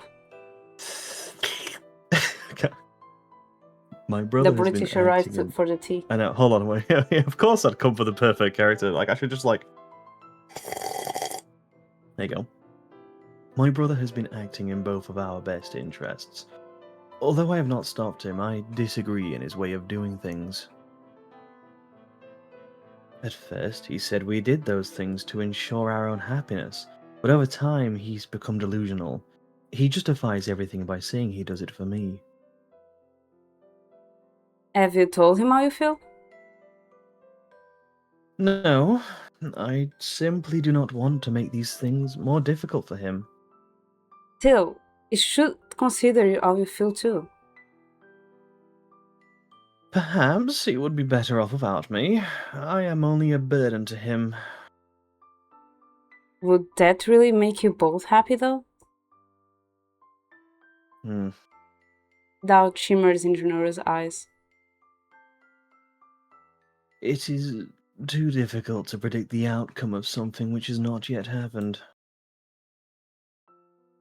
Regardless, he is my only family. I do not want him to get in trouble on my behalf. May I ask what's he been doing? That is not for me to say. Yeah. We saw what he was doing. Staying in a locker. Blood all over him, and a bullet on his chest. Either way, don't give up on him yet. If he's doing whatever it is for your sake, then he obviously cares about you too. Thank you. Shunoro half smiles and takes the last sip of his tea. I get the impression he has been bottling these feelings for a long time. We spend the rest of the afternoon bantering. When I first met Minoru, I thought he did not enjoy talking. I'm glad to have gotten to know him better.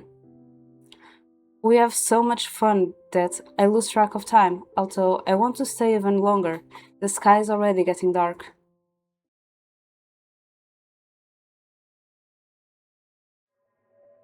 Few feet from my house, I take the keys out of my pocket. Before I can reach the door, however, I hear strange noises behind me. As I turn around, I notice a shadow encroaching upon me.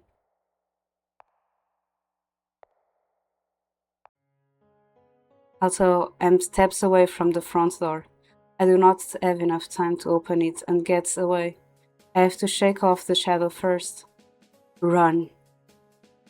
My heart pounds rapidly in my chest as I zigzag down the neighborhood. Somehow, I end up at a dark park. At a park? Huh? At a what? At the park. Somehow, I end up at a park. Why did I say the dark park? The Dark Park. Isn't that the name of the game? Wait, hold on. The game is Dark Knights. Close enough. Oh my goodness. How many times have I been followed this month? The kid from school made sense, but now there are random weirdos trailing me. I seriously need to be more careful. Wait, is this the same stalker who's been following me around for the past week? I try to catch a glance of my pursuer, but between the darkness and distance, I cannot see her face. In fact, based on her jerky movements, she seems more like a corpse than a living person. I can't keep running forever. I have to do something. Anything. Out of the corner of my eye, I notice a large tree branch. It seems to be a good weapon as any.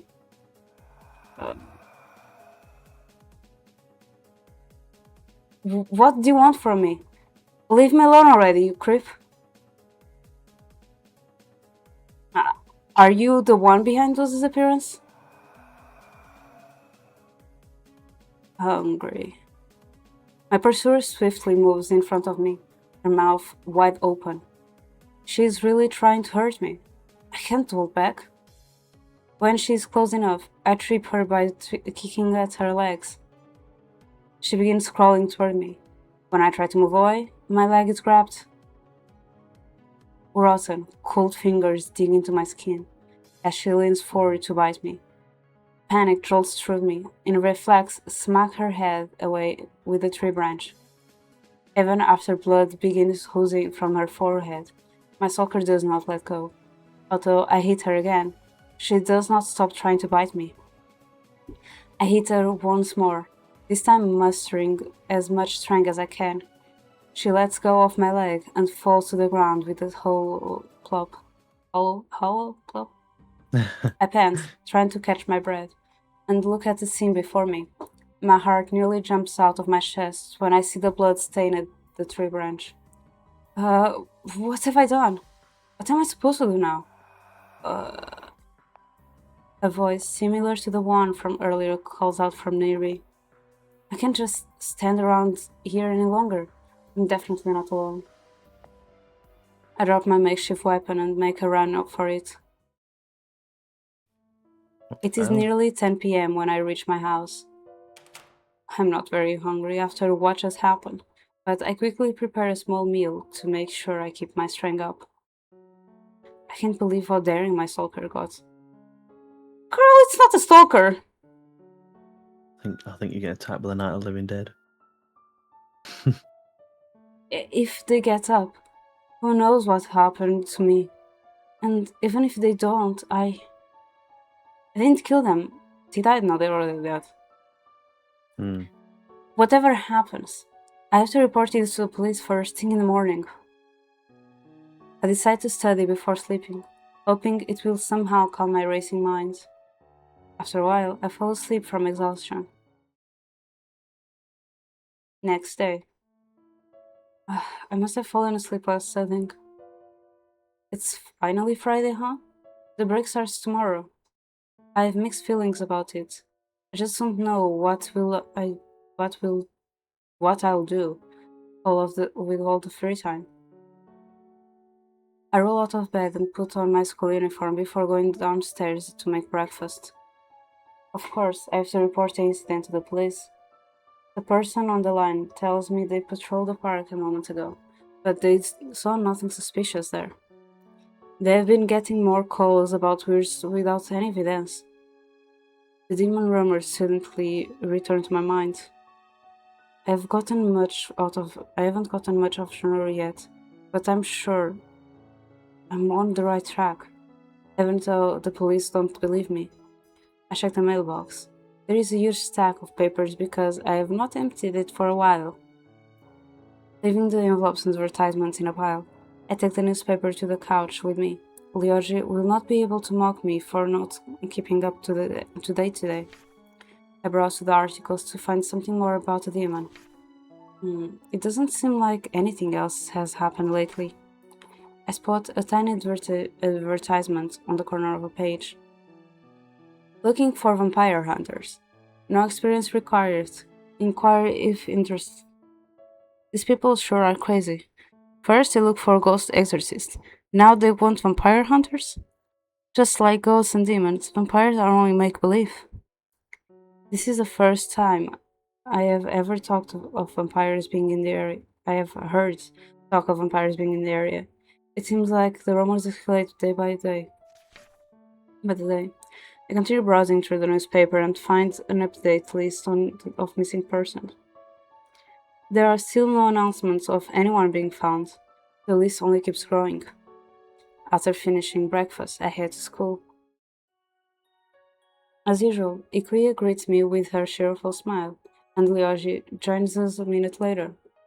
The three of us talk about our plans for the holiday, before class starts. Has everybody prepared their homework? I'll start the chapter 7. Oh my god, I can't speak. They won't mind if I take a nap anyway. Once I woke up, I noticed Ikuya waving at me with a worried expression. What? I see crumpled paper balls on my desk. She must have tried to wake me by throwing them at me. I gesture that everything is fine, and she smiles back. I look at the clock on the wall. The school day is almost at its end. Like usual, I have done nothing productive.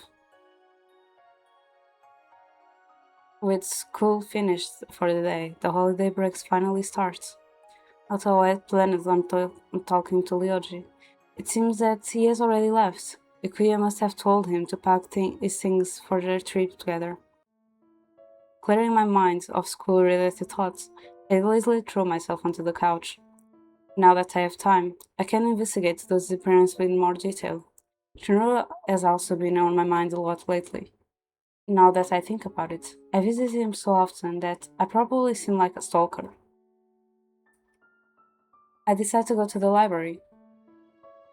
Joe will think I'm creepy if I run into him every single day. As always, along the route, I pass a cringy mansion. In broad daylight, it looks like any other house. I suppose that is why I never noticed it before. I couldn't resist passing by. When I finally reach my destination, it is quieter than usual. I have the whole library to myself. I find myself a comfortable spot and put my bag on the table to unpack my books. Exams will start once the break is over, so it is best to start studying earlier. Which subject should I study first? Since I have trouble with history, it is probably best to start with that. I sleep too often during class. I'm better at focusing when I'm in the library than when I'm at home. Even though both places are quiet, the surroundings here help me stay in the studying mindset better. The first chapter is about the Kenichi family. I have so fallen behind. Why are we even learning about local families anyway?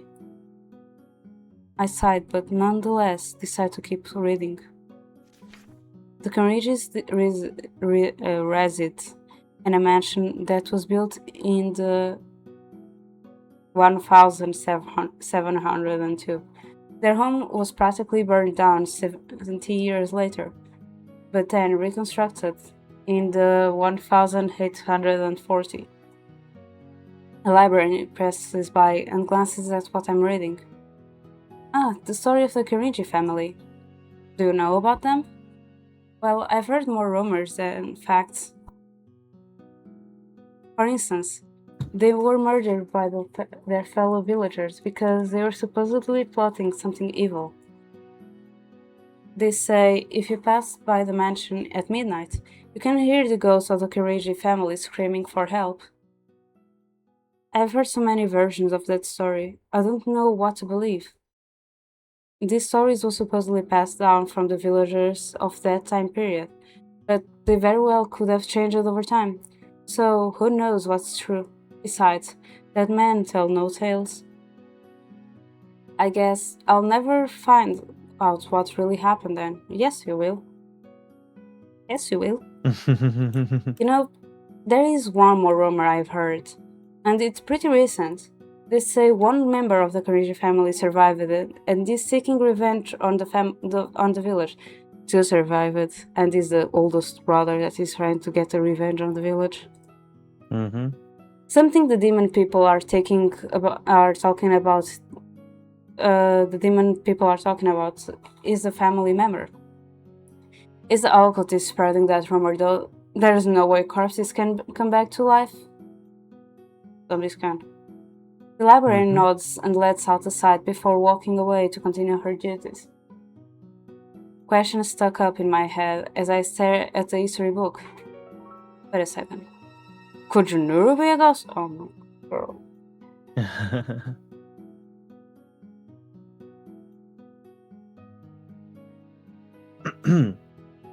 What a coincidence, bumping into you here. I hear Junuru's voice behind me and look up startled. Oh, it says, okay. What are you doing here? I came here to study and thought I saw someone familiar. In a rush, I close the book and hope he did not see what I was reading. Junuru smiles gently and takes a seat beside me. I didn't recognize you in those clothes.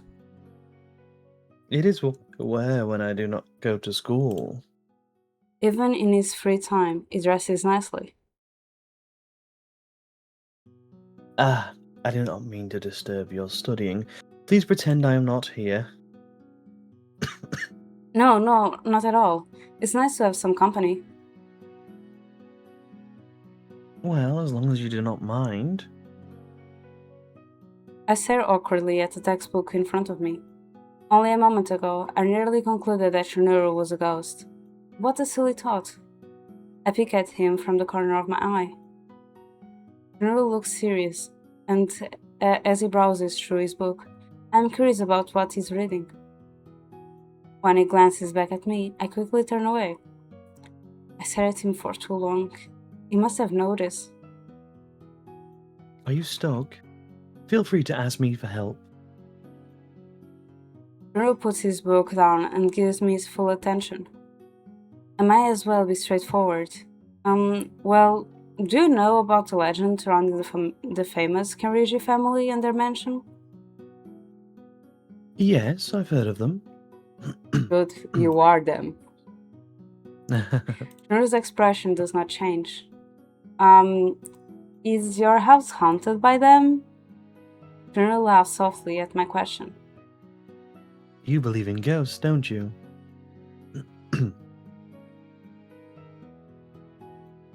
To answer your question, no, there are no ghosts in the mansion. Moreover, even if they were, we would not be able to see them. Junuru rests his arms on the table and looks at me with an amused expression. I cannot help but blush and turn away. Great. Now he thinks I'm a scaredy cat. You have some interesting questions today, Miss Davinia. Wait, Daviana? Viviana. Sure. I'm in a good mood today. Is there anything else you would like to know? Well, I quickly try to think of something. There is something that's been on my mind for a while. About your uniform. I'm sure that we go to the same school, but I never see you around. Junuru rubs his chin as he considers his response. I only take the night classes. Wait, there are night classes? Yes, I find them more convenient for both personal and practical reasons. Also, I wait. Shunuru seems to finish his thoughts. Shunuru? Ah, my apologies. I'm simply unpopular with the regular classes. There are a few incidents that have made it hard for me to attend regular classes. Can I join you? I wonder what the night classes are like. I believe you would need to wait for the break to end before inquiring. What's the difference between day and night lectures? Please, tell me more about them. To be honest with you, Miss Diviana, I would not recommend them to you. Why not? Confused, I look at him. The night classes are much more advanced than the normal curriculum. I don't know if you'll be able to help keep up with the lessons. Are you implying that I'm stupid? My, of course not. How do I put this? The night class is full of students of a different caliber. What? Do they have superpowers or something? No, rather they are all there for a certain reason. Such as? Perhaps we should leave this here for today. We have studying to do, after all. What? Jew, you're so mean. I pout, but Shunuru covers his eyes with his hand and turns away. That trick will not work this time. Aw. On second thought, allow me to think further about it. I almost jump out from excitement, but hold myself back since I'm in the library. I'm looking forward to it. I have had a lot on my mind, but I do not believe it would be too difficult if you only join a single class. The two of us end up studying together until the library closes. Since we are heading in the same direction, Junuru and I walk home together. So, Junuru, what are your plans for the break? Nothing much. My life is no more exciting without school. What about you? Me too. My parents are still away on their trip, and my friends are going somewhere else. That must be quite lonely. Nope, I'm used to it. Your expression says otherwise, Miss Diviana. There is no shame in admitting to loneliness. Junuru, stop. Tell me more about yourself instead of digging into my life. Well, I am still busy cleaning up my brother's mess. He has been so reckless ever since our parents passed away. I'm sorry to hear that. It must be tough. I do not mind. He is my brother, and one should take care of his family. Don't forget to take care of yourself too. Don't let your brother tire you out. Yes. Well, things would be easier if he listened. You know, I used to wish I had a sibling, but hearing you talk about your brother is seriously make me reconsider it.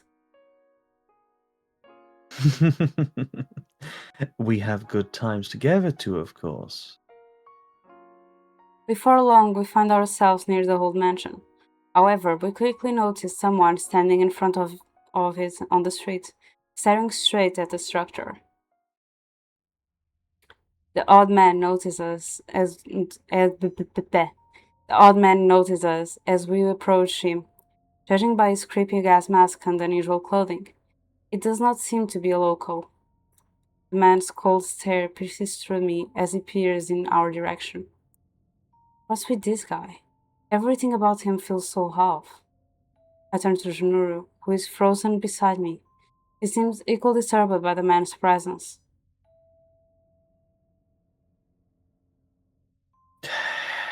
Hey, you two. Is this house abandoned? His words sound more like a statement than a question. I expect Junoro to reply, but his lips remain sealed. I'm Chain. You're from this village? I reply with a nod. Shane stares at us and narrows his eyes. His gaze is that of a hunter stalking his prey. Sir, I doubt you have any business in a place such as this. Please refrain from participating in suspicious activities. You will scare the neighborhood. Junoro calmly takes me by the wrist and begins walking. Let us leave, Diviana.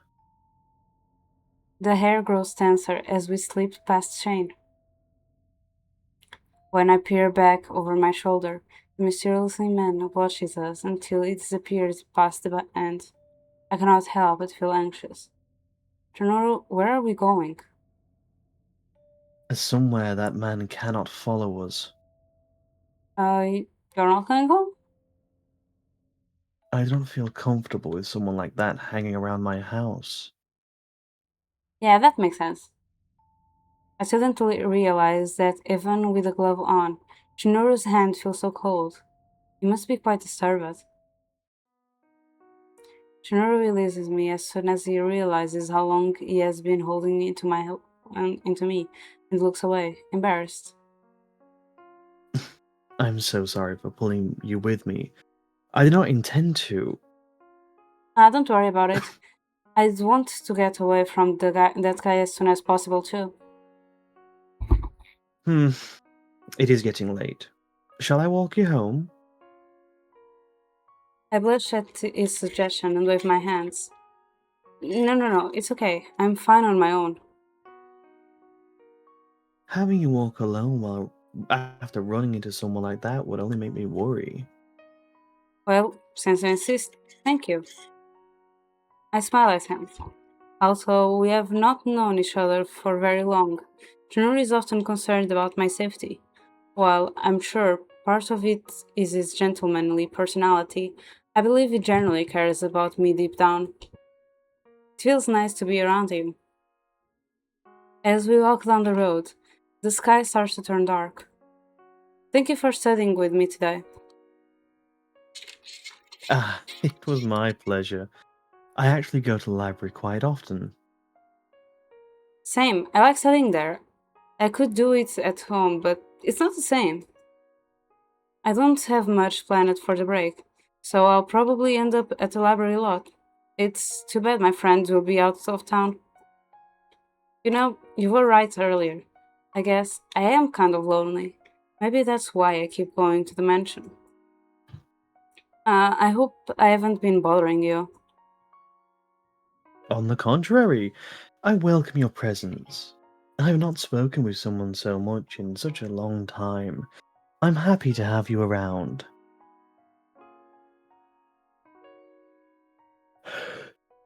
With my brother ignoring me, loneliness haunts me in a similar way. We finally reach my home. You live even closer than I expected. What? Don't tell me the real reason you wanted to walk me home was so you could see where I live? Who knows? I suppose I will see you tomorrow then.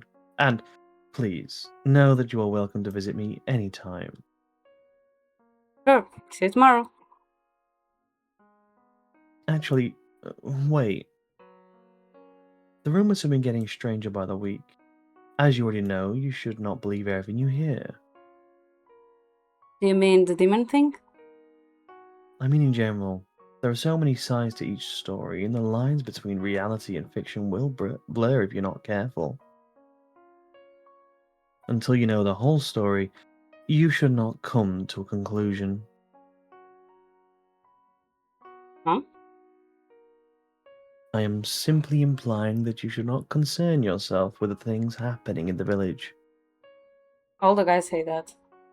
And I never listen to any of them, so... Nope. Treat all the rumors as lies. Just ensure you stay safe. So, it's telling me to stop investigating things. If I dig any deeper, I might get myself into trouble. It is merely a gut feeling. I only want you to be safe. Thank you, Jonoro. Jonoro opens his mouth to say something, but remains silent. I can see the hesitation in his eyes. All the guys hesitating here. Something is bothering him. Before I can ask about it, however, he turns to leave.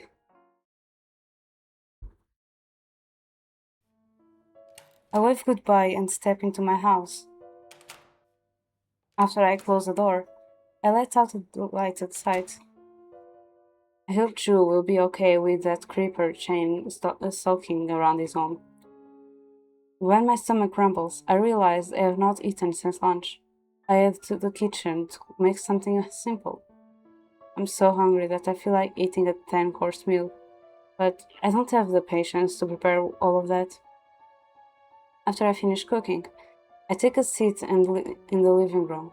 It is quite enough to be lonely, as usual. Oh, damn it. Why didn't I invite you in for dinner? It would have been nice to talk a bit longer. Besides, he served me lunch once. It would have been nice to return the favor. All of a sudden, I hear strange noises from down the hall, as if someone is twisting a doorknob. A frosty chill runs down my spine as I process the sounds. I'm alone here, and doors cannot open or close themselves. All of the windows are closed, so it cannot be the wind either. Am I? Someone trying to broken in? I put my plates down on the table and grab an umbrella to use as a weapon. I slowly tiptoe down the hallway and peek into the darkness. Although it is difficult to see, I do not wish to scare the intruder away by turning on the lights. I'll teach this creep not to mess with me. Footsteps begin to approach me as I close in on whoever has entered my home. I listen. As they come closer and closer, I grip my umbrella tightly, waiting for the perfect moment to strike.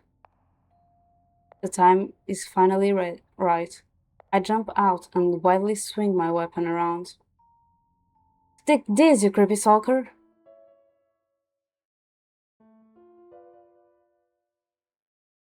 Of course I'd eat chocolate. Why don't you run back 1 minute? Go ahead.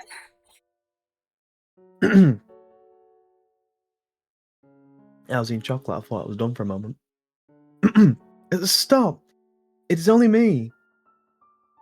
After hearing the voice, I stop my assault. I quickly realize it is Junuru, although I cannot see him properly in the darkness. What the heck? I'm sorry, Ju. Didn't expect you to walk straight into my house.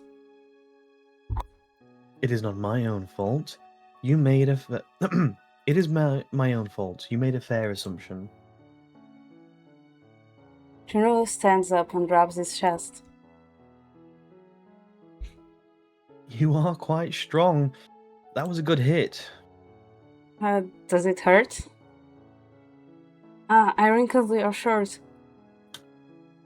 I am fine. My apologies. When you did not answer the door, I was worried something might have happened to you. I was busy cooking and I didn't hear you knock. How did you get in? You left the back door unlocked, so I let myself in.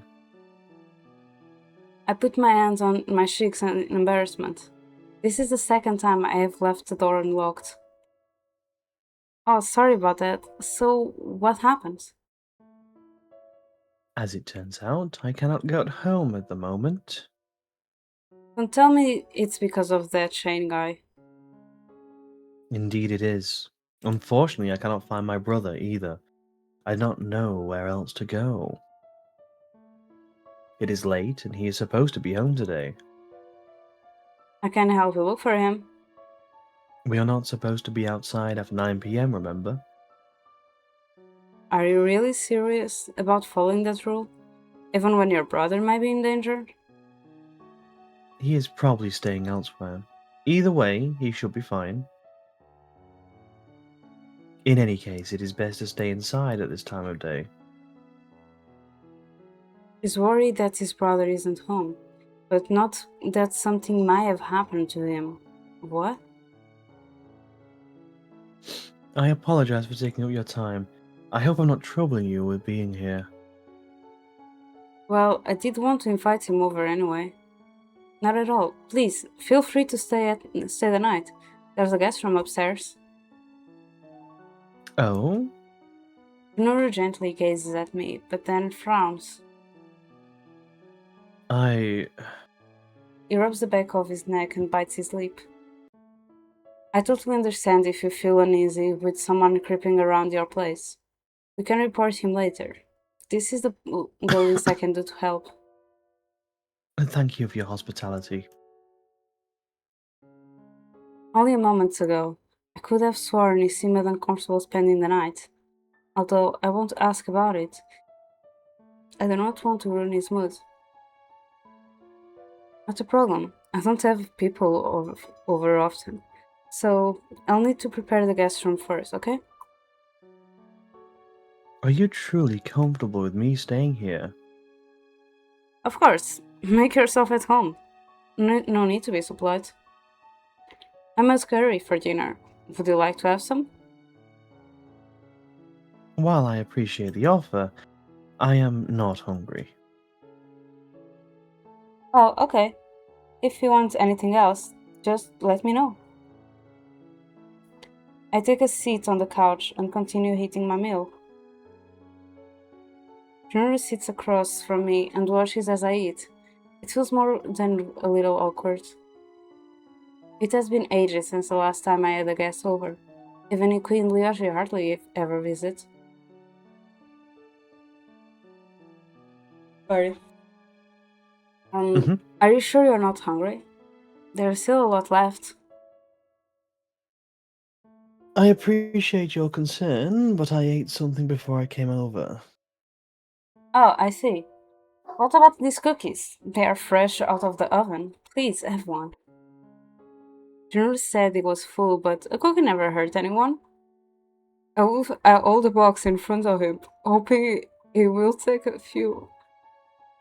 Just Never hurt anyone. Never hurt anyone, except maybe Roya and Junuru.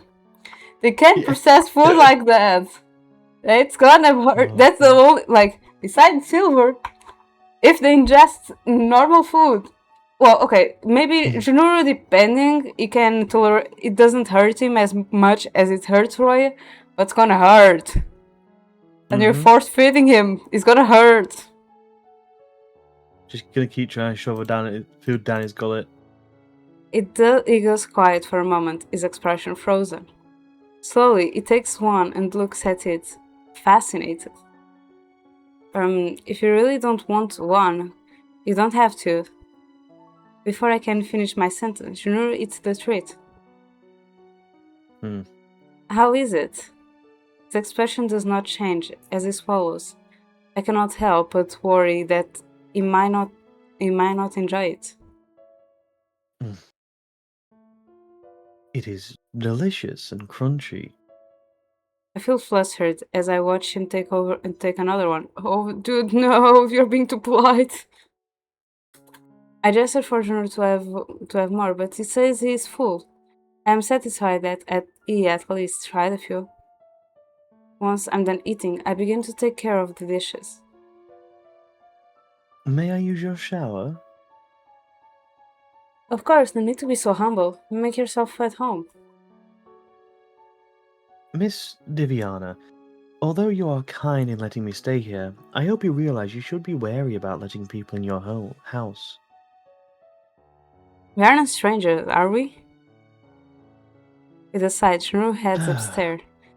It might only be my imagination, but his cheeks seem red. By the way, if you need me, I'll be in the room next to yours. Junuru gives me a shout of confirmation. Wait, how does he know which room it is? I don't know. There are things here that I just don't know. I go to my bedroom and drop onto the chair. Well, this is an interesting way to start a holiday. I close my eyes and try to relax. It's been quiet for a while. Junuru should have finished his shower by now. Should I check on him? Perv. You can save. Let's find out. I'm actually trying to get a bad ending, but because I've been bad luck, and on this route, I'm pretty sure that if I keep doing the way I do, or I get the normal ending, or I get the romantic ending, and I want the last bad ending first. I'm following ending, follow. I can't speak. Following a guide to make Yeah, sure I get get a bad ending. So, he can take care of himself. He can handle himself, so there's no need for him to worry. For me to worry. I go to the window and open it for some fresh air. The moonlight brightens the clear night sky. The longer I stare, the more stars on it. Talking about notice, I haven't heard about Kaishu on these routes. Huh. The moonlight brightens the clear night sky. The longer I stare, the more stars I notice. I rest my arms on the edge of the windowsill, and before long, I fall asleep. I suddenly wake up to the sound of Junu's voice. He seems to be calling for me. Miss Diviana, may I borrow a towel? Of course, I'm coming. Did I forget to leave towels in the bathroom? I hop out of bed and go to the hallway, quickly grabbing a towel from the cupboard, and knock on the bathroom door. Did I just leave it by the door? Thank you very much. Oh, sorry, I forgot that I'm with people. Yeah. Thank you very much. I'm sorry for the trouble. I forgot that I'm with people. No That's problem. right. Once I turn around, I hear the door open slowly, as if in caution. I turn my head a bit and see a hand swiftly taking the towel before closing the door. Was he? I shake the thoughts of my mind and wait in the hallway. It does not take long before Junor is finished. I notice his damp hair after he leaves the bathroom. He smiles faintly at me. Do you need a fresh change of clothes? You can borrow my dad's. You're ever so considerate of me, Miss Diviana. He's missing a piercing. Oh dear. It's nothing. You have done enough for me already. I do not wish to trouble you further. Junor bows gracefully before leaving. After hearing the guest room door close, I decide to have a shower of my own. Finally clean, I close the bathroom door behind me. With Junor here, I feel so much safer. Maybe I should tell him about those creepy stalkers I have. He might know what's going on. As I head through the hallway, I notice a light light from downstairs. To my surprise, Junor is sitting in the living room. The dim lighting makes him appear even more mysterious than usual. Hey, what are you up to?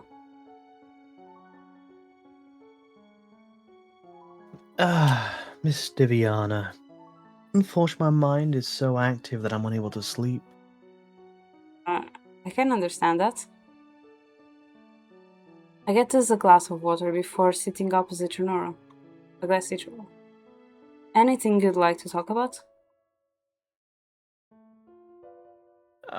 No. I'm only overthinking things. I tend to do that when I'm alone. Speaking with you does ease my mind, however. Is there anything you would care to share, Miss Diviana? If you insist, well... You know, I feel like someone's been following me around lately. This creepy zombie lady attacked me yesterday too. You must think I'm crazy, but the way she behaved was so strange. Worry shimmers in Junor's eyes as he listens to me.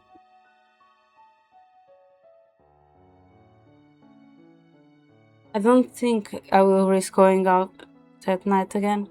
I'm worried there are more of those creepy people. I reported the incident to the police, but they didn't seem to take me seriously. I believe it would be best not to report any future incidents. Why not? Isn't that what the police are for? More people are getting hurt too. Because... Miss Diviana, I'm terribly sorry to have deceived you. In truth, I am the one who spread the rumors about the demon. Of course, there is no demon, only dangerous people like the women you described. I had to ensure everyone knew something dangerous was lingering the village, and Bruno rubs his gloved hands together. I sense guilt in his uneasiness. I'm not upset, whether there is a demon or just dangerous people. I did the right thing. But Nuro, why did you hide this from me? at first I just wanted to warn you without frightening you. Now, however, the situation has become worse than I anticipated. Nuro leans forward in his seat, hiding his face in his hands. I get the impression he still does not trust me enough to tell me everything. If you think it's for the best, I'll keep this between us. I just hope I won't run into anyone else like that woman. I was seriously scared and grotesque. Even drunks don't try to bite people. If you're going to try to stop them, I won't help. I appreciate your offer, but it is rather complicated. He lets out a sigh and runs a hand through his hair. I am not certain of what to do either. I wish these disappearances and reappearances would end the same as anyone else. Even if I had a solution, the situation does not allow me. I made mistakes and consequently pulled you into this, Miss Diviana. For that, I am sorry. It's not your fault that I was stalked, Drew. It happened more often than I'd like to admit. Junuru smiles faintly at my attempt of reassuring him. It is getting late. Although you are on holiday, you should make rest as well. You're right, I'm going upstairs then. When I woke up again, I glanced at the clock. It is 3 a.m. It feels a little chilly in my room. I rub my eyes and notice I left the window open. I roll out of bed and stand on wobbly legs. It'd be bad if it started to rain on me. After closing it, I drop back on the bed and bury myself under the blanket.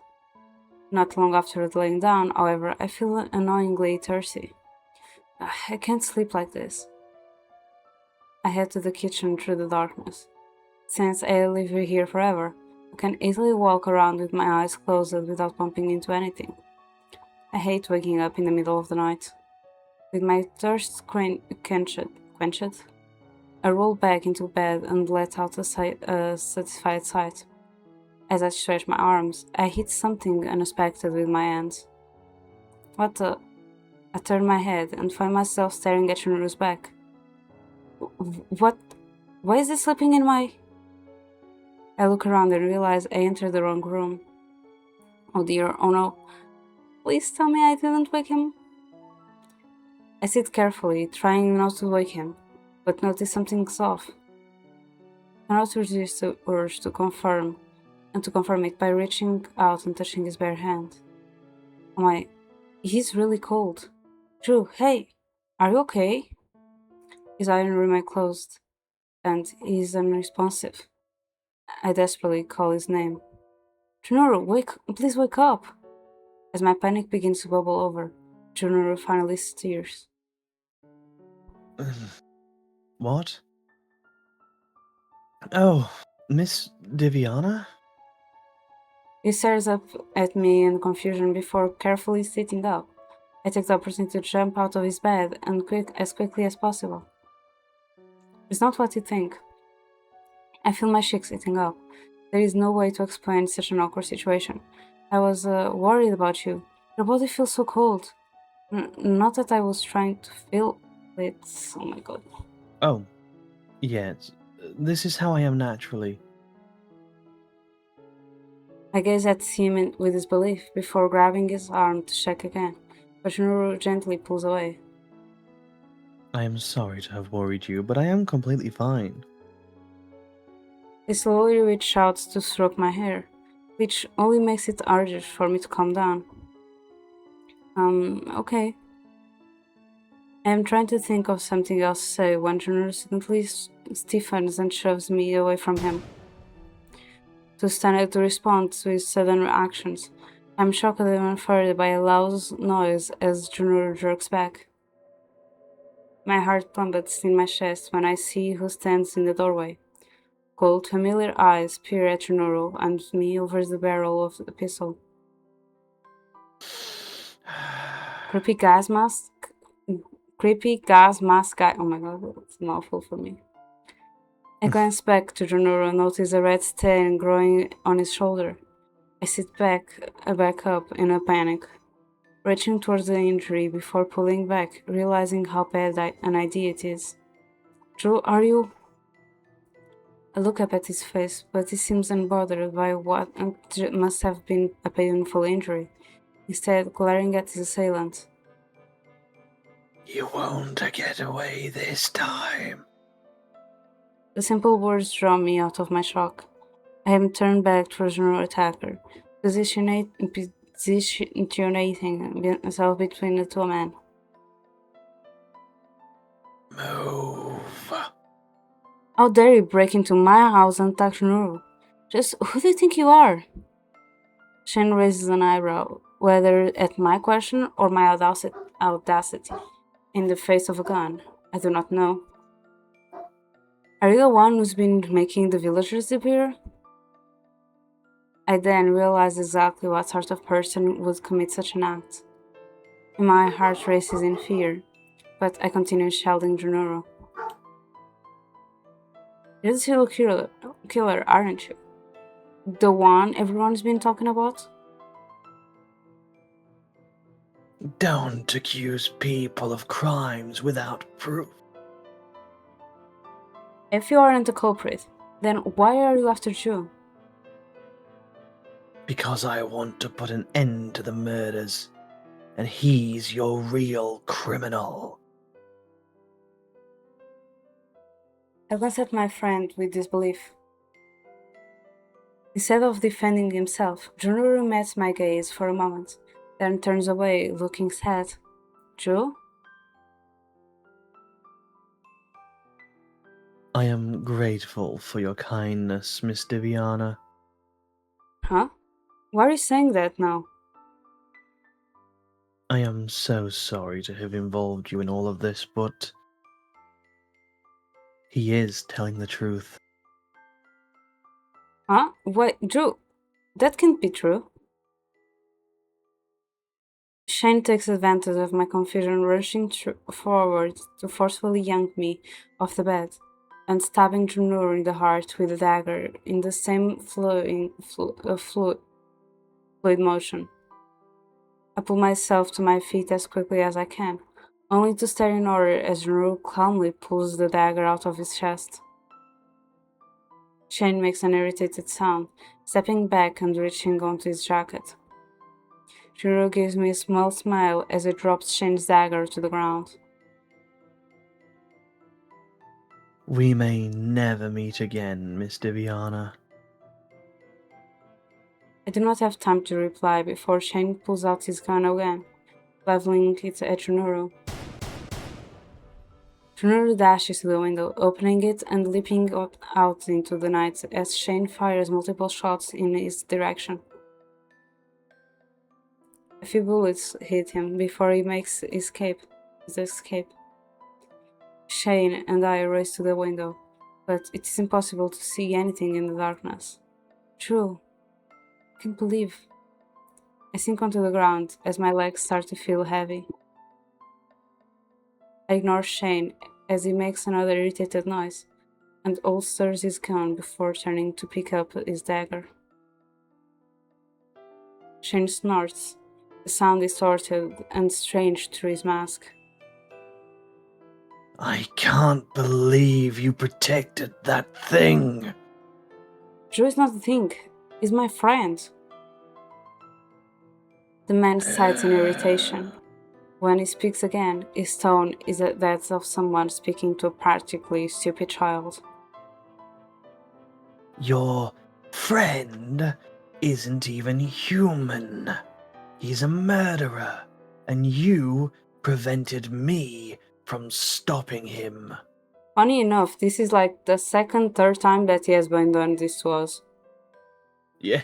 The only time he did not do this to us was when it was Kurato, because it was his friend and he hid the fact that he was cursed. Oh god.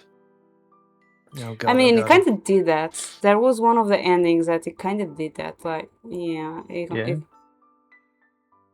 when he found dear. out he was cursed and the supernatural creature, because of it being cursed, he almost killed Kurato. So, not in our house though. In our house is the not in your second. house. In our house is the second time. He did that in front of the temple for Zekun, that was the demon forest, and he did that in school for Kurato. Gotcha. You don't know what he's capable of. How many more are gonna die before we catch him because you couldn't stay out of the way? Neither do you, apparently. Junur isn't a murderer. Shane sighs, crouching down to look me in the eyes. You know what living dead are. I've read stories where people die and rose from the grave. Do you know what they eat? No. They eat people. You want monsters like that running around? No, but are you trying to say Junur is some kind of zombie? Remember the bandages around his neck? I slit his throat wide open, and yet he still escaped. That's absurd. Nothing you're saying is possible. Are you an idiot? No. Even if he is some sort of zombie, Junur is a good person. Get out of my house. Whatever. Shane shakes his head and he stands up, and I get up to follow him to the front door. Don't ever come here again, and stop chasing my friends. Shane snorts but does not respond, stepping out onto the porch. Take my advice. Stay out of this. There are more living dead in this village, and they aren't all your friends. With that, Shane disappears into the night. I knew there was something strange about that guy. No wonder Drew was worried of him. He knew that's what he was dealing with. I have so many questions, but it sounds like he wants me to stay away. What if I never see him again? I shake my head and close the door before returning to my room. I cannot help but feel anxious, but there is nothing more I can do right now. There is no way Drew is behind all of those murders. If I have to, I'll find the real culprit to prove it. I spend the morning worried about Shunuru, hesitant to look for him in case. Do you need water? Actually, grab some. 1 sec. In case it truly does not want to see me again. After a few hours, I finally decide to stop by the whole mansion. I try to peek through a nearby window, but a layer of dust renders the glass opaque. Drew? Are you there? I shout his name a few more times to no avail. Where was the secret entrance again? I fumble around the wall with my hands, searching for the hidden switch. Stupid secret old wall door. Resigning myself, welcome back, to the fact that he either is not there or refusing to see me, I head home. Over the next 3 days, I continue searching for my friend, but I have no luck. I always walk home with a tight feeling in my chest. I hope Shane hasn't gotten him already. I find some newspaper on the doormat and take them to the living room. An article on the front page catches my attention. Another victim has been confirmed in the serial murders plaguing our village. Kirito Itoshi, age 40, was found in a dumpster this Sunday morning. Kiro, who had been reporting missing 2 days prior, is believed to have been killed between 11 p.m. on Friday and 3 a.m. on Saturday. But Junur came by at about 10 p.m. and he was still there when I woke up at 3 a.m. If he was at my house the entire time, he couldn't be the killer. It is possible Drew knows this, but he still thinks of himself as guilty? I have to find the truth. Standing in front of the Kirigi mansion, I shout my friend's name at the top of my lungs.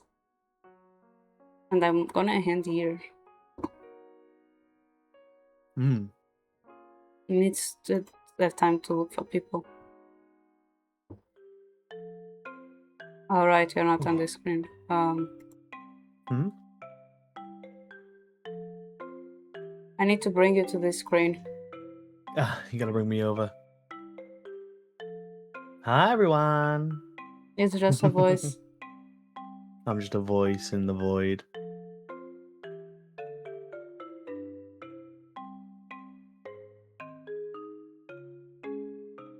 Oh, there I am again, my massive hulking body. Okay.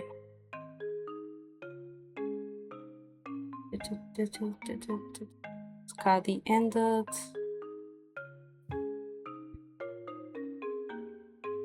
Mm-mm. I have to remind myself next time I start doing it, like get my hands on a bunch of drinks.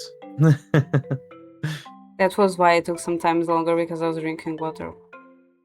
Yeah.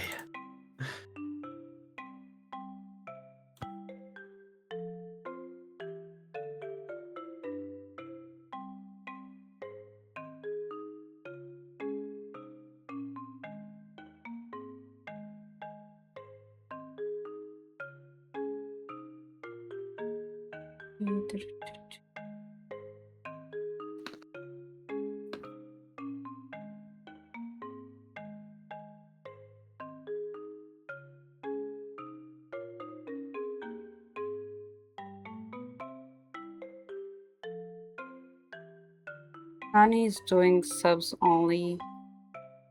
I think I rated Ender last time.